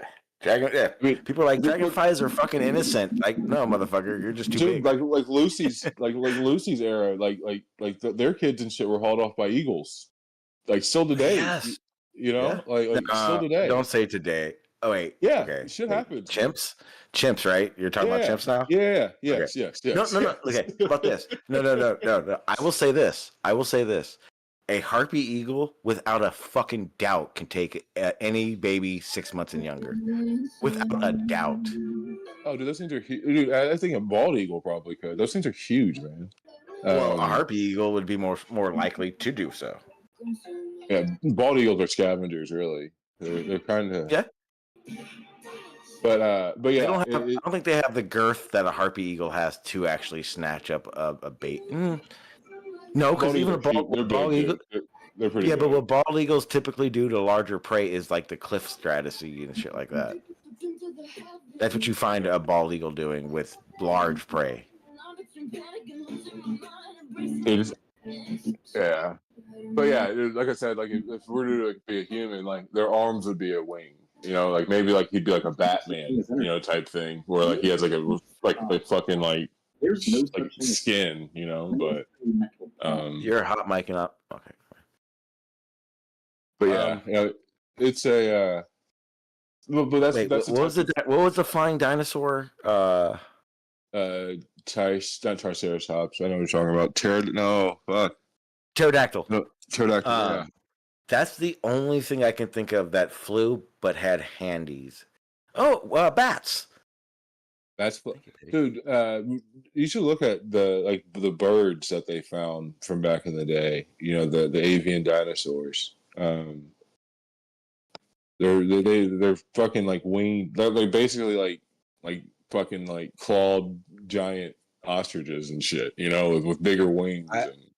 I think those probably were the more dominant dinosaurs than any other of the dinosaurs, if I could imagine.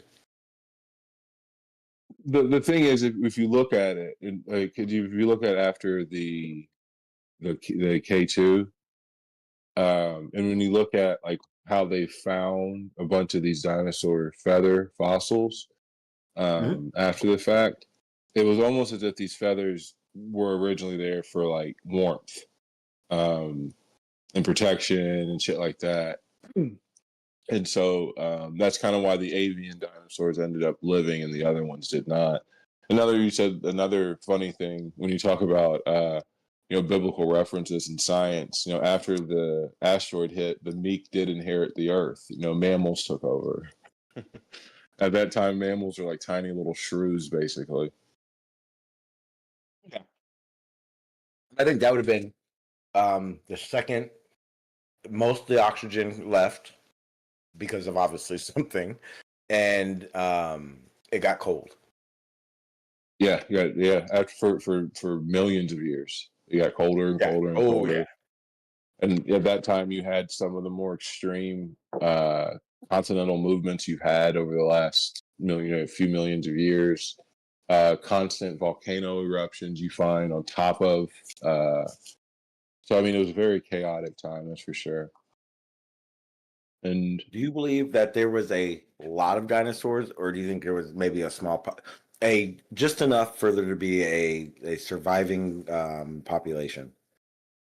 I think there was a large number of dinosaurs because, like, you have to understand the odds of fossilization. You know what I mean? Oh yeah. So like just from that aspect of it, you have to kind of just estimate there had to be a shit ton, a lot of them. Mm-hmm. Yeah, I mean, shit. I can only imagine how many dinosaurs there really were. Yeah, if we know of a million species, there's probably 5 million we don't know about. Mm-hmm. Because they were never fossilized. They didn't have. They may not have been in a form to fossilize. They were always just soft. And I think in 10,000 years, when they start digging shit up, the gap between us and the last time our evolutionary change is going to confuse them. I would say one of the cooler things that they could dig up over the next 10,000 years would be Antarctica and South America. We know very little about both of those places, and I think The problem is you got to destroy some shit to do so. oh, now you do, and that's what over 10,000 years. Hopefully, we may be able to develop some technology, to where we wouldn't have to. Well, we do have the technology. I don't know how good LiDAR would work in Antarctica to do what we need to. Because you still have to destroy some shit to get to it. But in South America, for sure, LiDAR is absolutely changed. But, what do you call it? They're finding shit, basically. Yeah, but they're at least what they're tearing up is to get to something rather than in Antarctica. I'm more worried about them having to destroy more shit to see if they find something that would worry me. Well, I think one of the cooler things, it's like, because when you look at Australia's life, how it got there, and like where it's more closely representative of, it's life that you find basically fossilized in South America in some forms or fashion. Marsupials, those terror birds, and the existing land humidity. Well, the existing land bridge between the two at the time would have been Antarctica. And then there would have been a period after the continents separated to where there still would have been life until it froze over. So we can say that no dinosaur has ever been found in Antarctica, but that would only be due to never looking. I would say if we dug deep enough there, I would argue we would probably find a dinosaur or two. And not even like in the fish forms. Like I think you'd find like terrestrial dinosaurs there. I think you'd find a lot, like you're saying. I think we would find a majority of the species we haven't found with the species we found. I think it would definitely be a not the same, but as a reference, it would absolutely be like the La Brea tar pit situation. We would have some fucking some preserved motherfucking fossils and fucking actual you could have some really fucking old DNA there, which would be very interesting. Wait, but on what if they know that? But on top of it, what I would project you would find would be transitional forms of animals you see in Australia and animals you see in South America, and potentially some animals from Southern Africa area of it. That's what I would hypothesize if you would ever be able to get down to it. What's scary is how could you ever do that with aquatic life? Aquatic life is super hard because you got to get basically to the bottom of the ocean, or wait until the ocean pushes itself up to the land, to find it. But you find basically fossilized whale bones in the middle of the desert in the Sahara because but you just saw that the Titan, the dude tried to basically make like a shuttle to go to the bottom of the ocean. Just watch a documentary on that, and I could only imagine. Like I scuba dive, and like I can only imagine sitting in that fucking tube, hearing these little things crack and everything all the time. Here's the scary part. I think from 100 feet till it happened, those sounds were happening, and that was probably already explained to be normal because I think every sub will do that, right? It will always crack. But the only good thing is how it is said to have basically imploded on itself. It would have been instant, wouldn't it? It would not have been a. Oh, so I watched the hearings and stuff that they did, and basically, after the first dive, they were surprised that it didn't break, and it had like 5 or 6 dives under its belt at that time. But all those little ticks were just Like like little. it's made it down there before, I think. It made it, yes. I don't know if it was to it or close to it, or may have been successful, but it did get to that depth before, at least twice, I think. But that's the thing. Over time, it was carbon fiber, so it was just those little. It was just breaking in small little breaks. And then yeah, dude, like a pinhole under that pressure, the water rushing in would create so much heat. It almost like Hold up, just hold up. it's ridiculous. Okay, so the Titan sub had gone to the Titanic 13 times, Wow. which means more likely it was more due to maintenance, defective maintenance schedule. Oh, no, there's it Then was construction, dude. Like it was like okay, glued together to the titanium hull, and I mean it was construction. Basically, it worked a few times, yeah, but it yeah, wasn't. yeah. And like in the documentaries, they're talking about how to be able to take passengers, you have to be rated as a commercial vehicle, which like basically they could never pass because of their construction. But isn't that why they launch and do their deal where they do it? Yeah, different. They'd find like friendly jurisdictions and shit like that. I don't think they call them friendly, but yeah, I get what you're saying. Friendly for them, yeah. Yeah. Advantageous. But yeah, I mean yeah, that just hearing that, I would be like, let me out. No, okay, give me that fucking controller. I'm gonna go back to the top. I know how to fucking play Xbox. Well, see, that's the same reason. If someone gave me a free trip to orbit Earth, I would be scared. I would probably not do it right now. That would be I safer honestly, than this. That would be safer than this. It would be. So privatized. I don't feel so. your biggest risk is takeoff. Mm-hmm. That's your biggest risk at that time. And So you have to understand. and then reentry. Yeah, but the thing is, it's like even with like the Blue Origin one, they didn't go really high enough for reentry, But you're saying like for an orbit, yeah, reentry would be another big gotta be in risk. orbit. But I would Gotta say be in that the risk factors you're under when you're that underwater, like if you have a puncture and you're in orbit, you're not going to die instantaneously. Oh, let's get something straight.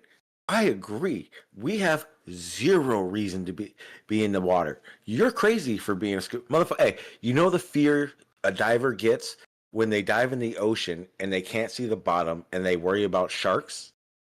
No, I when I first started diving, that existed. That doesn't exist anymore. Okay. I want you to understand something. This is me, right? I get that motherfucking feeling snorkeling in a lake, bitch. The craziest feeling I ever had. We were diving in Hawaii.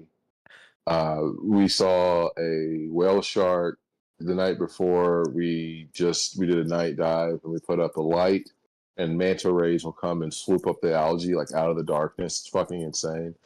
But the craziest thing was we were out a bit and super deep, like in the Pacific, and down you could see it looked like a guppy, but like in reality it was basically it was a sperm whale, giant fucking sperm whale, and like legitimately so deep it looks small. Well, the thing is, it's like it's hunting, and like they're signaling us to get out of the water, and I was like, why? I want to watch it. And I ended up getting out of the water. I'm like, dude, I want to get back in and watch it. And they're like, dude, if it like sets off like one of its radar or so, like its sonar thing, it could kill us. Like it could like deafen you and shit, like make you bleed no, out like kill you. Like I didn't understand what he's talking about, and then I got read into it. And I was like, oh my god. And the thing is, it's like I'm of the size I am. If you were to just get my profile, you could think I was a dolphin. Oh shit! Oh yeah. I was like, yeah, we should probably thank you for getting me out of the water. Yeah, fuck that. Like, see, all that scares me.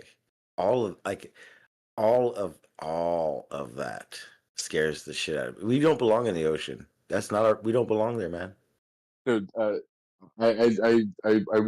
got certified in high school for a class, and then I got like pretty much after that I just randomly would go, and then I kind of got addicted to it for a few years. Um, I would like literally spend like 6 months diving. Um, How many times did you turn around and a shark was just like checking you out? He's like, "Hey, how you doing, buddy?" so what I learned in that situation is if you are afraid of it, it knows you're afraid of it, and it's going to look at you. So you're fucking crazy, bitch. They move like fucking snakes in the water, though. Like when you see a snake move, that's how a shark Yeah. moves in the water, right?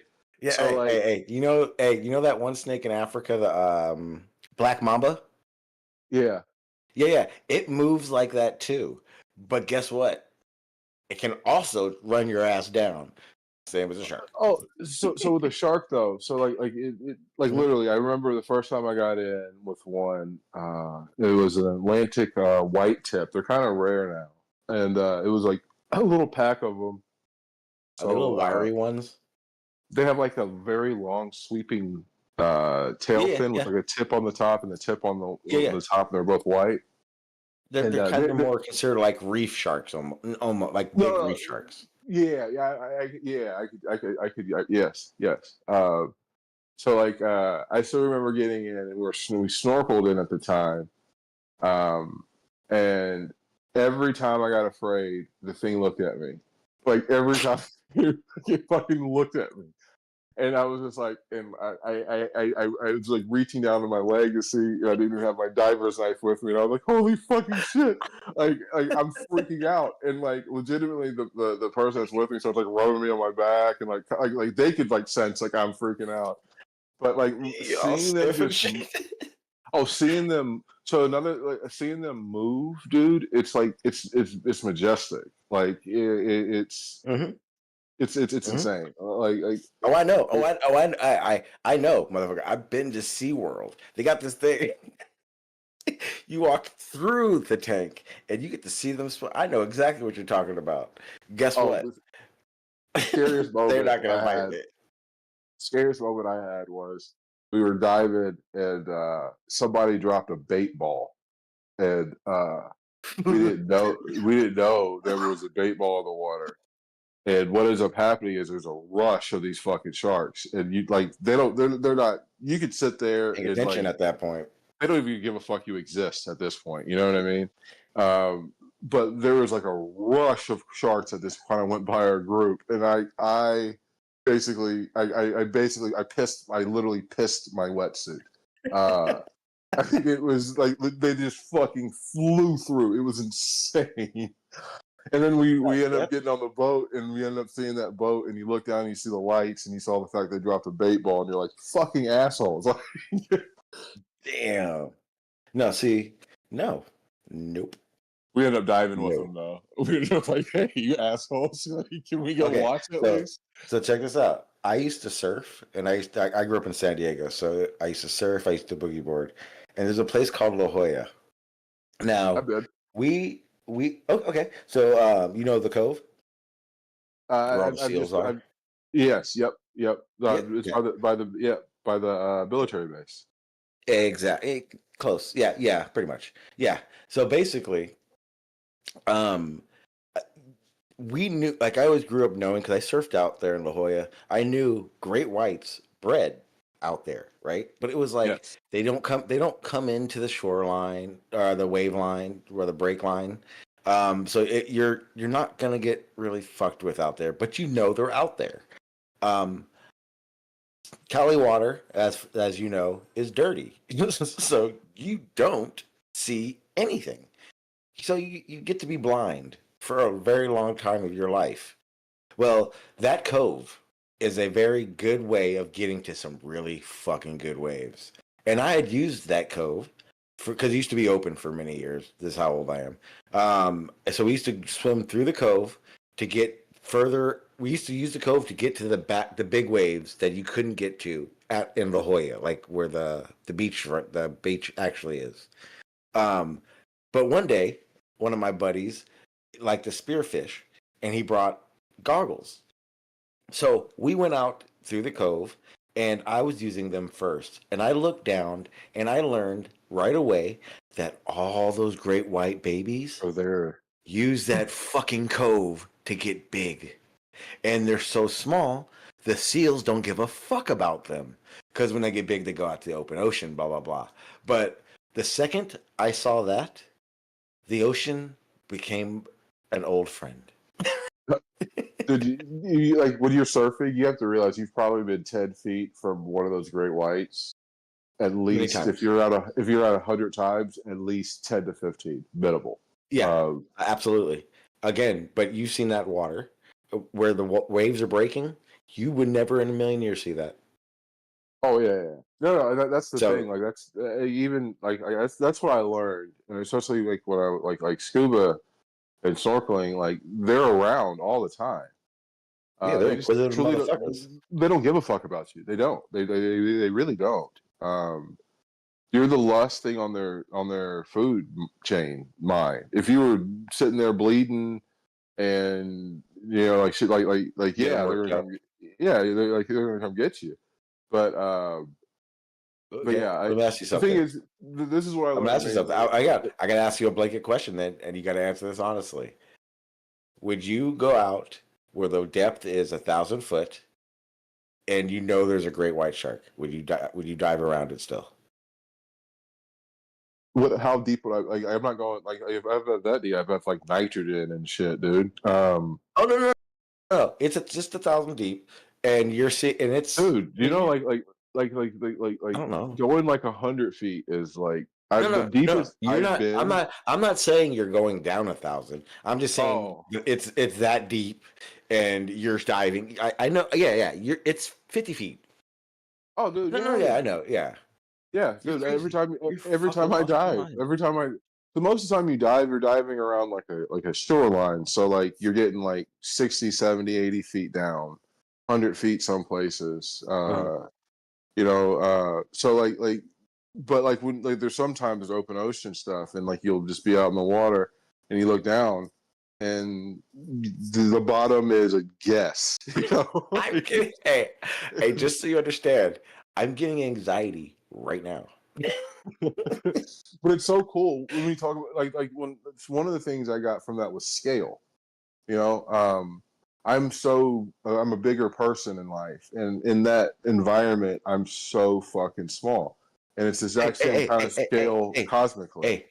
Hey, go into the wilderness. Go in the middle of a desert. Same thing happens. No. In the wilderness, in the middle of the desert, it's different though. But like I'm saying, on Go that to the redwoods. scale, that's the scale that I took to the Earth, and you understand, it's a tiny, Okay. tiny like proton, essentially of size when you even consider it to the cosmic scale. You know, and a proton is probably larger than what it is. You know what I mean? Hey, how the fuck do we know more? We know nothing about it. That's aliens are from under the water. Fuck you guys. I had a theory a long time ago when I was a kid, and then I found out that people actually think that this was real. But I literally thought that like dinosaurs evolved into human type things, and they saw the asteroid coming, and they like hid under the earth, and then it got like too cold for them to come out because they're dinosaurs, and so like they got like humans to like work the earth and like do their bidding and all that other shit. And then I actually heard someone tell me like that's the reptilian theory. I was like, what's the reptilian theory? And I heard about it. I was like, I've literally thought that was like a possibility. Like I saw this movie V, not the V for Vendetta, but it's called V. Okay. It's like an old sci-fi movie from like the 70s. I remember watching it, like late 70s, early 80s. And I was like, oh, that's so cool. But they were aliens. But then I found out that people actually believe that. They think like the Queen of England is like an actual reptile and all this other shit. Yeah. It's bad. It's real bad. And they're still around too. They are in numbers that think that way. But what was I gonna say? Yeah, no, it's. But like I I see. said, what you're talking about, though. Aliens would be from space, right? But I think because in space, right, obviously, and most likely wherever they would be from, would not be a carbon, oxygen rich place. I think the ocean would be the best place for them to be here with, right? That type of atmosphere. So, I would say if you have a craft that can withstand the rigors of traveling from these intergalactic proportions, it would probably Another do well galaxy. yeah, it'd probably potentially do well underwater as well. Oh. It'd have to be airtight. It'd have to be really strong for micrometeorite protections. If they're here, the answer is yes. The thing is this: I can't think of a conceivable energy system for a carbon-based life form similar to us to be able to utilize to travel those distances. The big question would be: is it us or is it actually them, extraterrestrial? Well, that's the thing, though.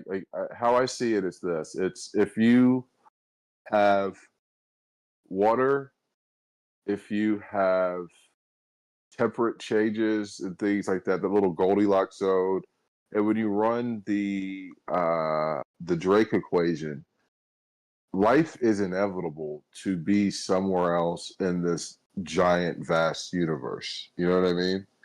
Yeah, but is it? Does it stop at microbial or does it get smart? So part of the Drake equation is so we started basically sending out noise into the environment in like 19, let's call it, let's do a round number, 1900. There's radio waves before that, Watson, and but like let's just call it like 1900.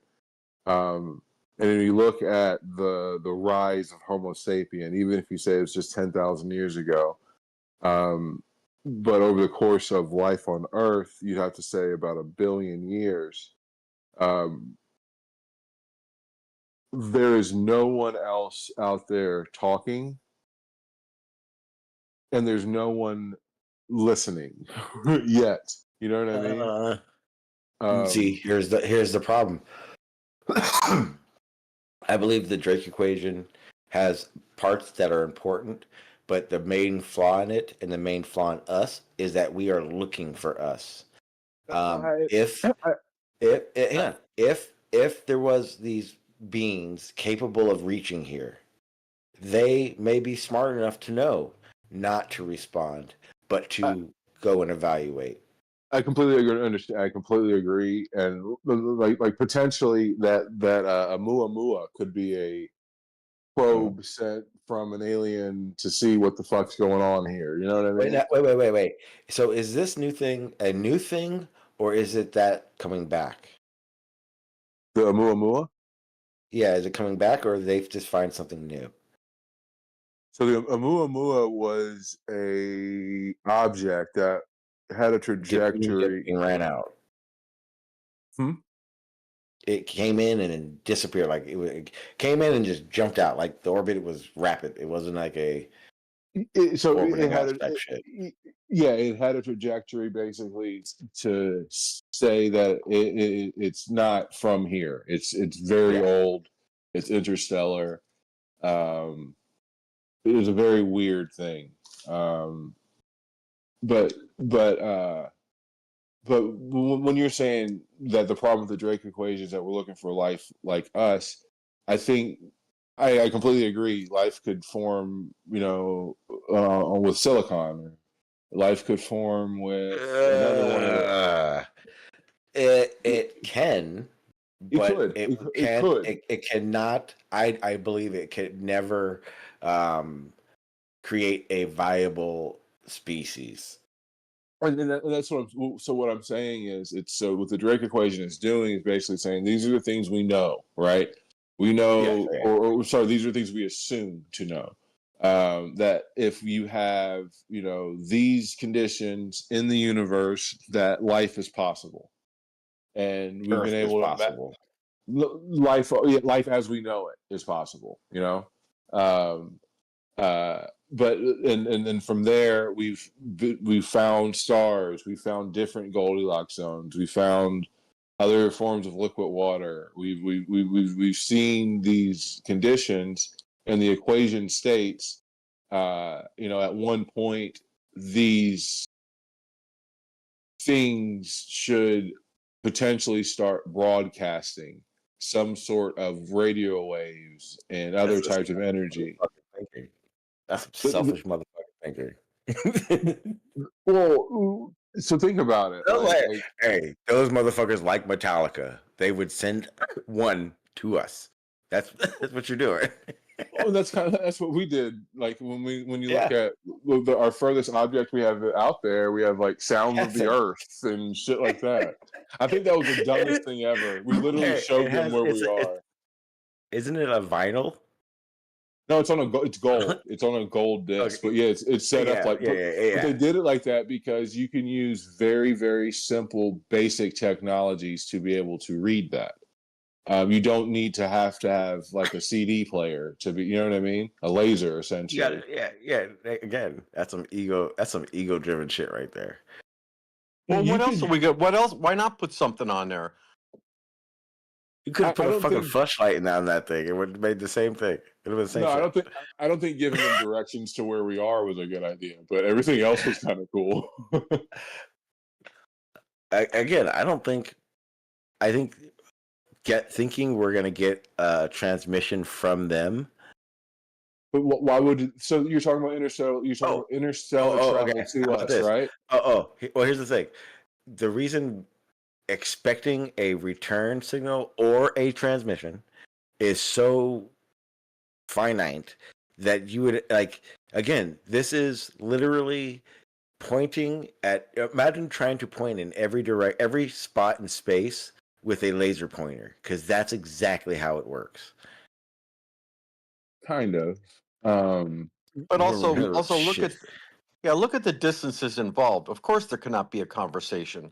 Oh, and what else? What other method of observation do we have other than looking for radio? Well, here's the other thing. Any spectrum of life from abiogenesis to even trying to be advanced. Because again, if they're more advanced, they may know not to do that kind of shit. But regardless, doesn't matter. Any place that we have ever seen that is quote unquote Earth-like or could have life is we can't even see it. Like we there's no way for us to go, is there life on it? Like, is there a rodent? So what we can do is we can look at the area, we can look at the object, we can see these elements are present, we can see that the conditions of our little Goldilocks zones are within a margin of error of this. And like I said, at that point you can almost say life is inevitable upon certain processes. You want to know the sick part about that is? The sick part about that is there's about 1 million of those. There's And- more than that. But even still, we'll never know. Yeah. Never. Yeah, never. I don't think within our lifetime. I don't think within our lifetime. Oh, fuck no. We're all way too old for that shit. But I would say 1,000 years, it will be without doubt. I would say within 1,000 years, if we are able to actually advance in science, we could see further and further away. We could get more and more. No, I don't think it's see. It's get. I mean, well, think about this. So, like, let's just say, so you need a shit ton of energy, right, to be able to do these things you're talking about. A shit ton. No, you just need all you really need to do is lower ethics.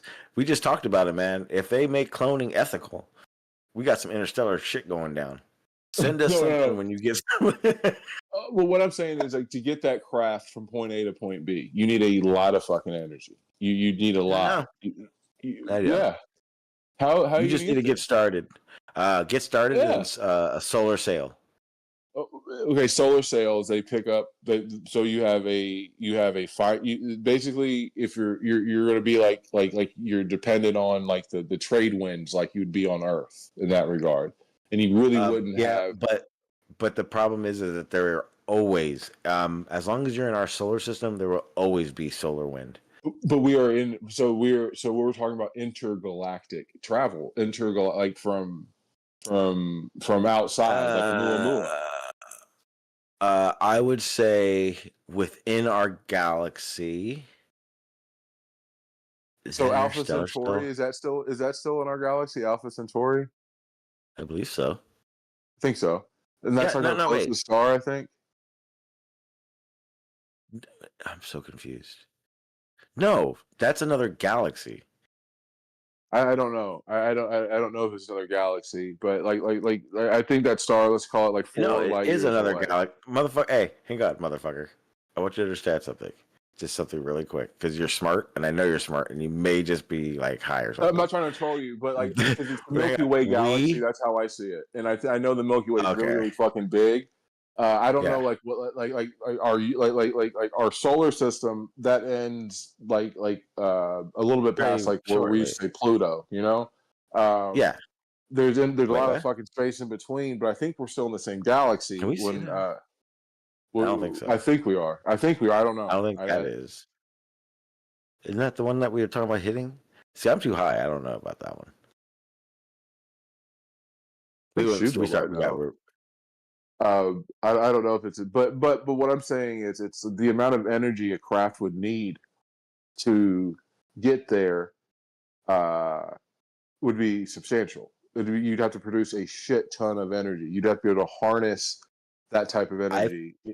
I feel like the scale starts, and that be if you have the time, then you don't need the energy, and all you would need is 1,000 people committed. Honestly, right? Like I mean, I'm being realistic. It would be 1,000 people willing to never come back, Yeah, and you create willing like to some giant fuck like generational rat. ship. Yeah, you And create some yeah, generational yes, ship. yes. But even still, Wait. like Is 1,000 enough? maybe. I don't know. I don't know. Probably if you want to be safe, 100,000. I think it'd be fair. And if we're building a ship, we can just make 100,000. But what I'm saying is, even for that ship, that ship has to have energy to be able to propel those individuals from point A to point B. That type of energy Oh no, production they just need a push. from. But so you make some like giant cosmic slingshot, or you know what I mean, or something like Yeah. that. Oh wait. You would have to have a way to simulate gravity. That'd be the most important. I mean, what I'm saying is, so like evidence for one of these civilizations like advanced would be like us like seeing a star, and then like that star dimming, and then that star going away, and that would be Which we them see. building. I think we've seen something like that, and that would Oh be no. Oh, you got to look it up because I don't know exactly. I think it's a TED Talk. I saw it on a TED Talk, but they have seen this happen where the dim. Okay, so they can guess. I don't know how they do it, but they know the size of an object based on the dimming of a star, like what you're talking about, lensing. Okay, so they have had an object, and this has happened more than once, where the object was so large that this thing, they're talking Dyson. exactly Dyson spheres. That's what that's what I was talking about. So Here's the problem, and the problem is this is observed. The problem is they don't know what's doing this. and so that's what I'm saying. So you would see things like Dyson spheres and things like that to be able to harness and control and do like, because a society of that type of nature would have a lot of energy needs. So it's like I think they call that like a phase 2 on the something scale society. Well, here's the thing, but that's the thing. That option is now open in the this thing I saw in TED Talks happened around the same time science opened up the acknowledgement of the possibility. You remember, like, it, out of nowhere, it was just like science was like, well, science does say that, rather than just poo-pooing it like they used to The for Dyson so ever. sphere has been around for a long time. No. Well, that's a scientific hypothesis, but Yeah. I'm talking Oh, the realistic. star. Yeah. Yeah. But we're getting more tools and stuff. So seeing things like that, or other types of phenomena that could only be explained by the presence of life. Like one of the things that people try to see as a precursor for life is methane. Like seeing those little aspects are clues for us to say, hey, yeah, life could happen here, it could be whatever. But we're not seeing that's the type of energy system, Okay. sort of Here's a good question. civilization that would be needed to get from point A to point B in the manner of what you're talking about, even. Okay, here's a good question. How far away would life on Earth, not be distinguishable? From us? So like if we got in a ship, and how far would it be where our technology would not be able to distinguish life on Earth? Like how far away would that be? 1 light year away? Would we not be able to tell if there was life on Earth? I don't know the answer to that question.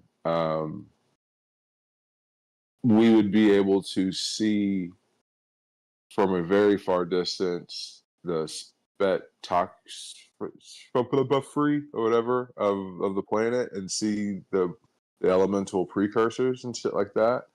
But like, are you talking about like being able to like see like people? The same. So the same things we're looking for, right? We're looking for this and that in space for precursors, essentially. How far, like, if we reverse the camera and we were in another We'd be able to life, see. We'd be able to see it from their reference frame as well with our technology. We'd be able to see how Earth far? same But how distance. far would we? So But say but that's the question. What's that distance? say we, I don't know the evidence, but you said there's potentially 1 million of those planets, right? So Yeah. if we were on planet that we targeted and our life evolved there and we found Earth, we would be able to get the same data from that planet that we got from Earth. You know what I mean? But are we close enough to actually do this with these planets? I think we are. I think to a high level of probability we are. Because we see water, but we don't know if that water is fucking toxic to life. Exactly. That's why you get there. They get there and they go and actually have to like take rock samples and shit. That's why they do that shit to say, oh, we find these precursors, but these Fuck that. precursors form in different ways. We have never been to any of these other planets. We've been to the moon and we've been to Mars. Oh, fuck, those don't count. Yeah, they do. They count for us. They're dead. As far we know, those are dead. Okay, but that's what. But the thing is we took readings, we found those precursors, and we're like, hey, let's figure out what the fuck they really are, and we took samples. I want you to understand something. I want to find the planet where they have a fucking version of Friends. The funny thing is, if you believe that the universe is as large as it possibly is, that there probably is a planet that has a version of Friends. The thing is, I don't know if that you have space. I don't know. And I don't know. time. Hang on. I don't know if that plays into my universe beliefs or my dimensional belief, right? Because if there are more than one dimension, then that opens the door for every possibility to ever happen being in one of those dimensions. You can go down that rabbit hole, but you gotta understand it's space and time, So like when we see these stars, we're seeing them, they're old. Way after, yeah. What they actually are is going on right now. You know what I'm saying? Well, yeah, yeah. Well, yeah. If one went nova today, we don't know that for a For very long years. Yes, yes. But we would be able to see it start becoming smaller and smaller, and then eventually more and more luminous before the nova. You Yeah. know what I mean? But Yeah. that would take a very long period of time of observation. But yeah, like you're saying, all that would have already happened. We've been able to start seeing these things, star formations, Uh, black holes. We're starting. But the thing is, there's no nova that's ever been close enough to be a nova that happened in our lifetime or in human existence.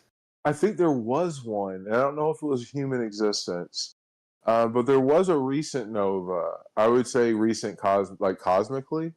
Um, and the thing is that's good, dude, because that would destroy all life on Earth. I mean, what could we do if Alpha Centauri? I think that's close enough. If it went nova, it'd still fuck with us. You know, what could we do? Fuck like rabbits until the end. There's nothing to do. Exactly. There's absolutely what I can't even think of what we could do.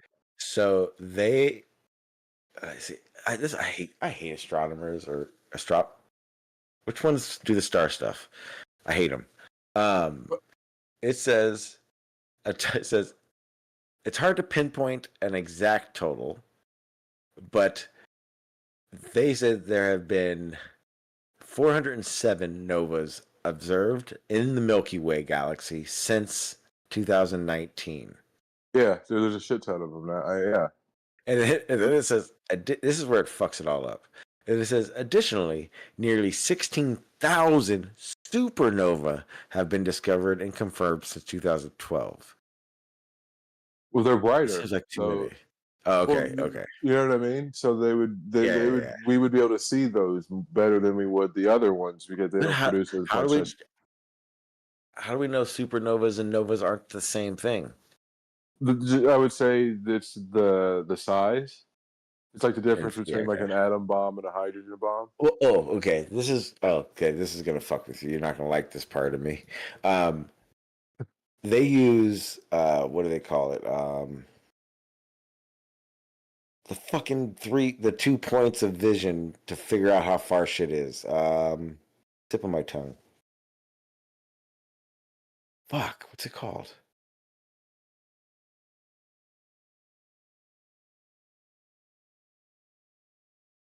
I don't know. What is it called? Parallax. Boom. I don't believe you can tell how far a star is using parallax. Isn't parallax like an object moving in front of another object? No, that's lensing. So it'd be me observing a star where I'm at now, and then observing that same star. I think it's like 4 to 6 months later, and then the distance it travels divided by fucking a gorilla's tit gives you the distance to that star. I'll show you. Oh yeah. You could. Yes, you could. You're using a triangle. Yeah. Yeah. It's the same method.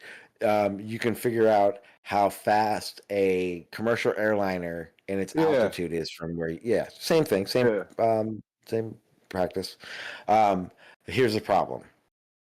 If I get a really good like 1,000,000-watt flashlight and I shine that shit, the only way you're going to know where the source is, right? Where it's coming from is if you get far enough to its outside. Now, to me, it's the same problem with a star. And when trust me, we're not going to the side enough to figure out where these stars are like that. That is not happening. I think you're having a problem with scale right now. Yep. It is a fault I have. Yeah, I think that's a bit that's it's they are. I mean, to be colloquial, they're very fucking far away. Very far. You know, it's just like the distance to the moon, right? that's a very far Different. distance, right? That is That it's basically different. that's a micro millimeter compared to the distances we're talking about. Yes. It's just that's where I think a bit. But when you take that scale though, and you just extrapolate it a bit, I think what you're saying is exactly fits within like what it is. But I think you think everything's a bit closer in proximity. Oh, Um, no. Yes, issue, but at the very same time, the further you go, the harder it is to do that. That's not what math. In any That's not case. what math. That's not what math kind of says. If I have a triangle that has to equal 180, right? Mhm. It doesn't matter how long those fucking lines are. Like it's math.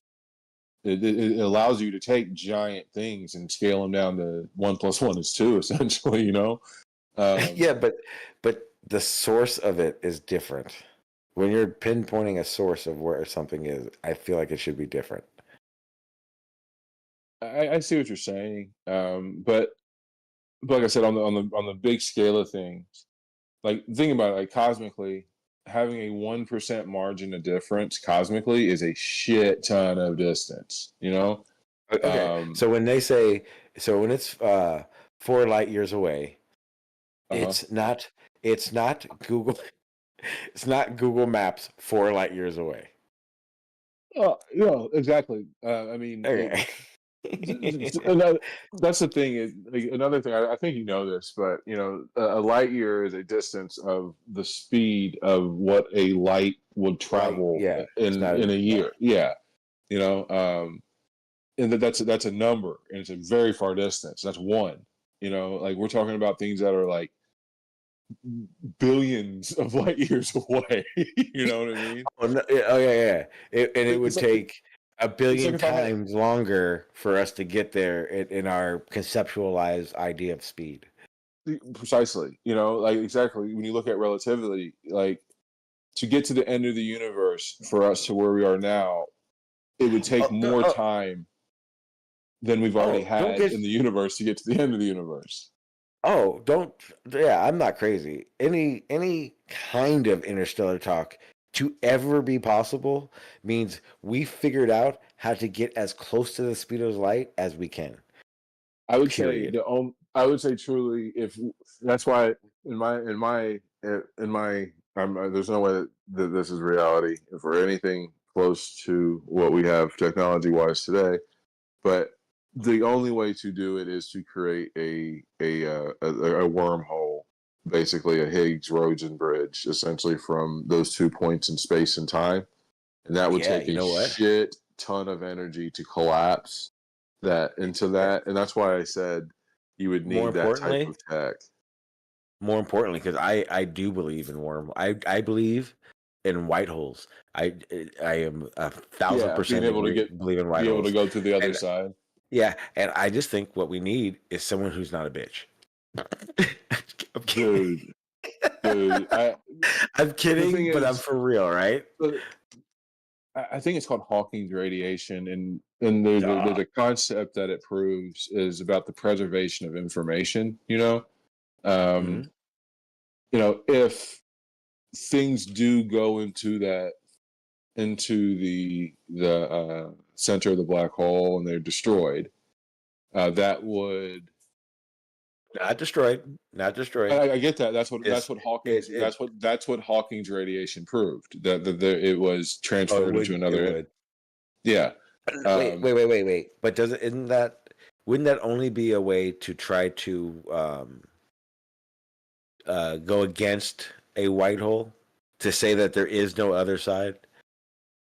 So I would say what Hawking's radiation proves is that the form of black holes that we have do not create a white hole because you see an output of the matter or whatever that gets transfries into the form of Now, radiation.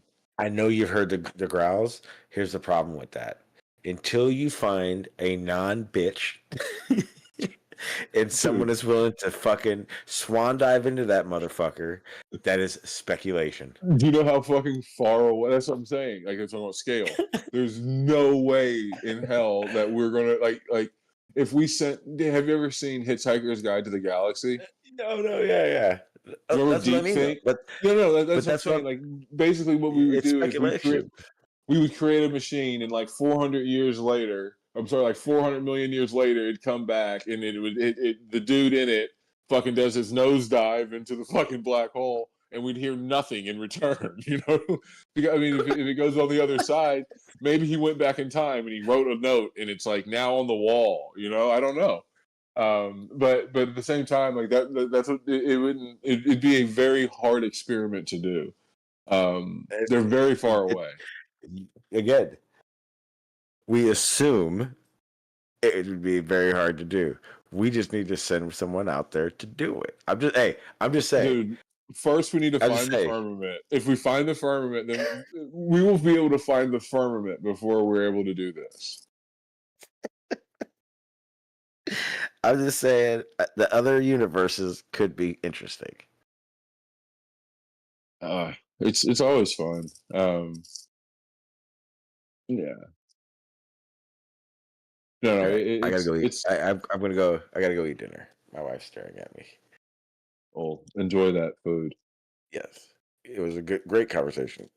Oh, We'll do it great again. day. I'll be back in a little bit. All right.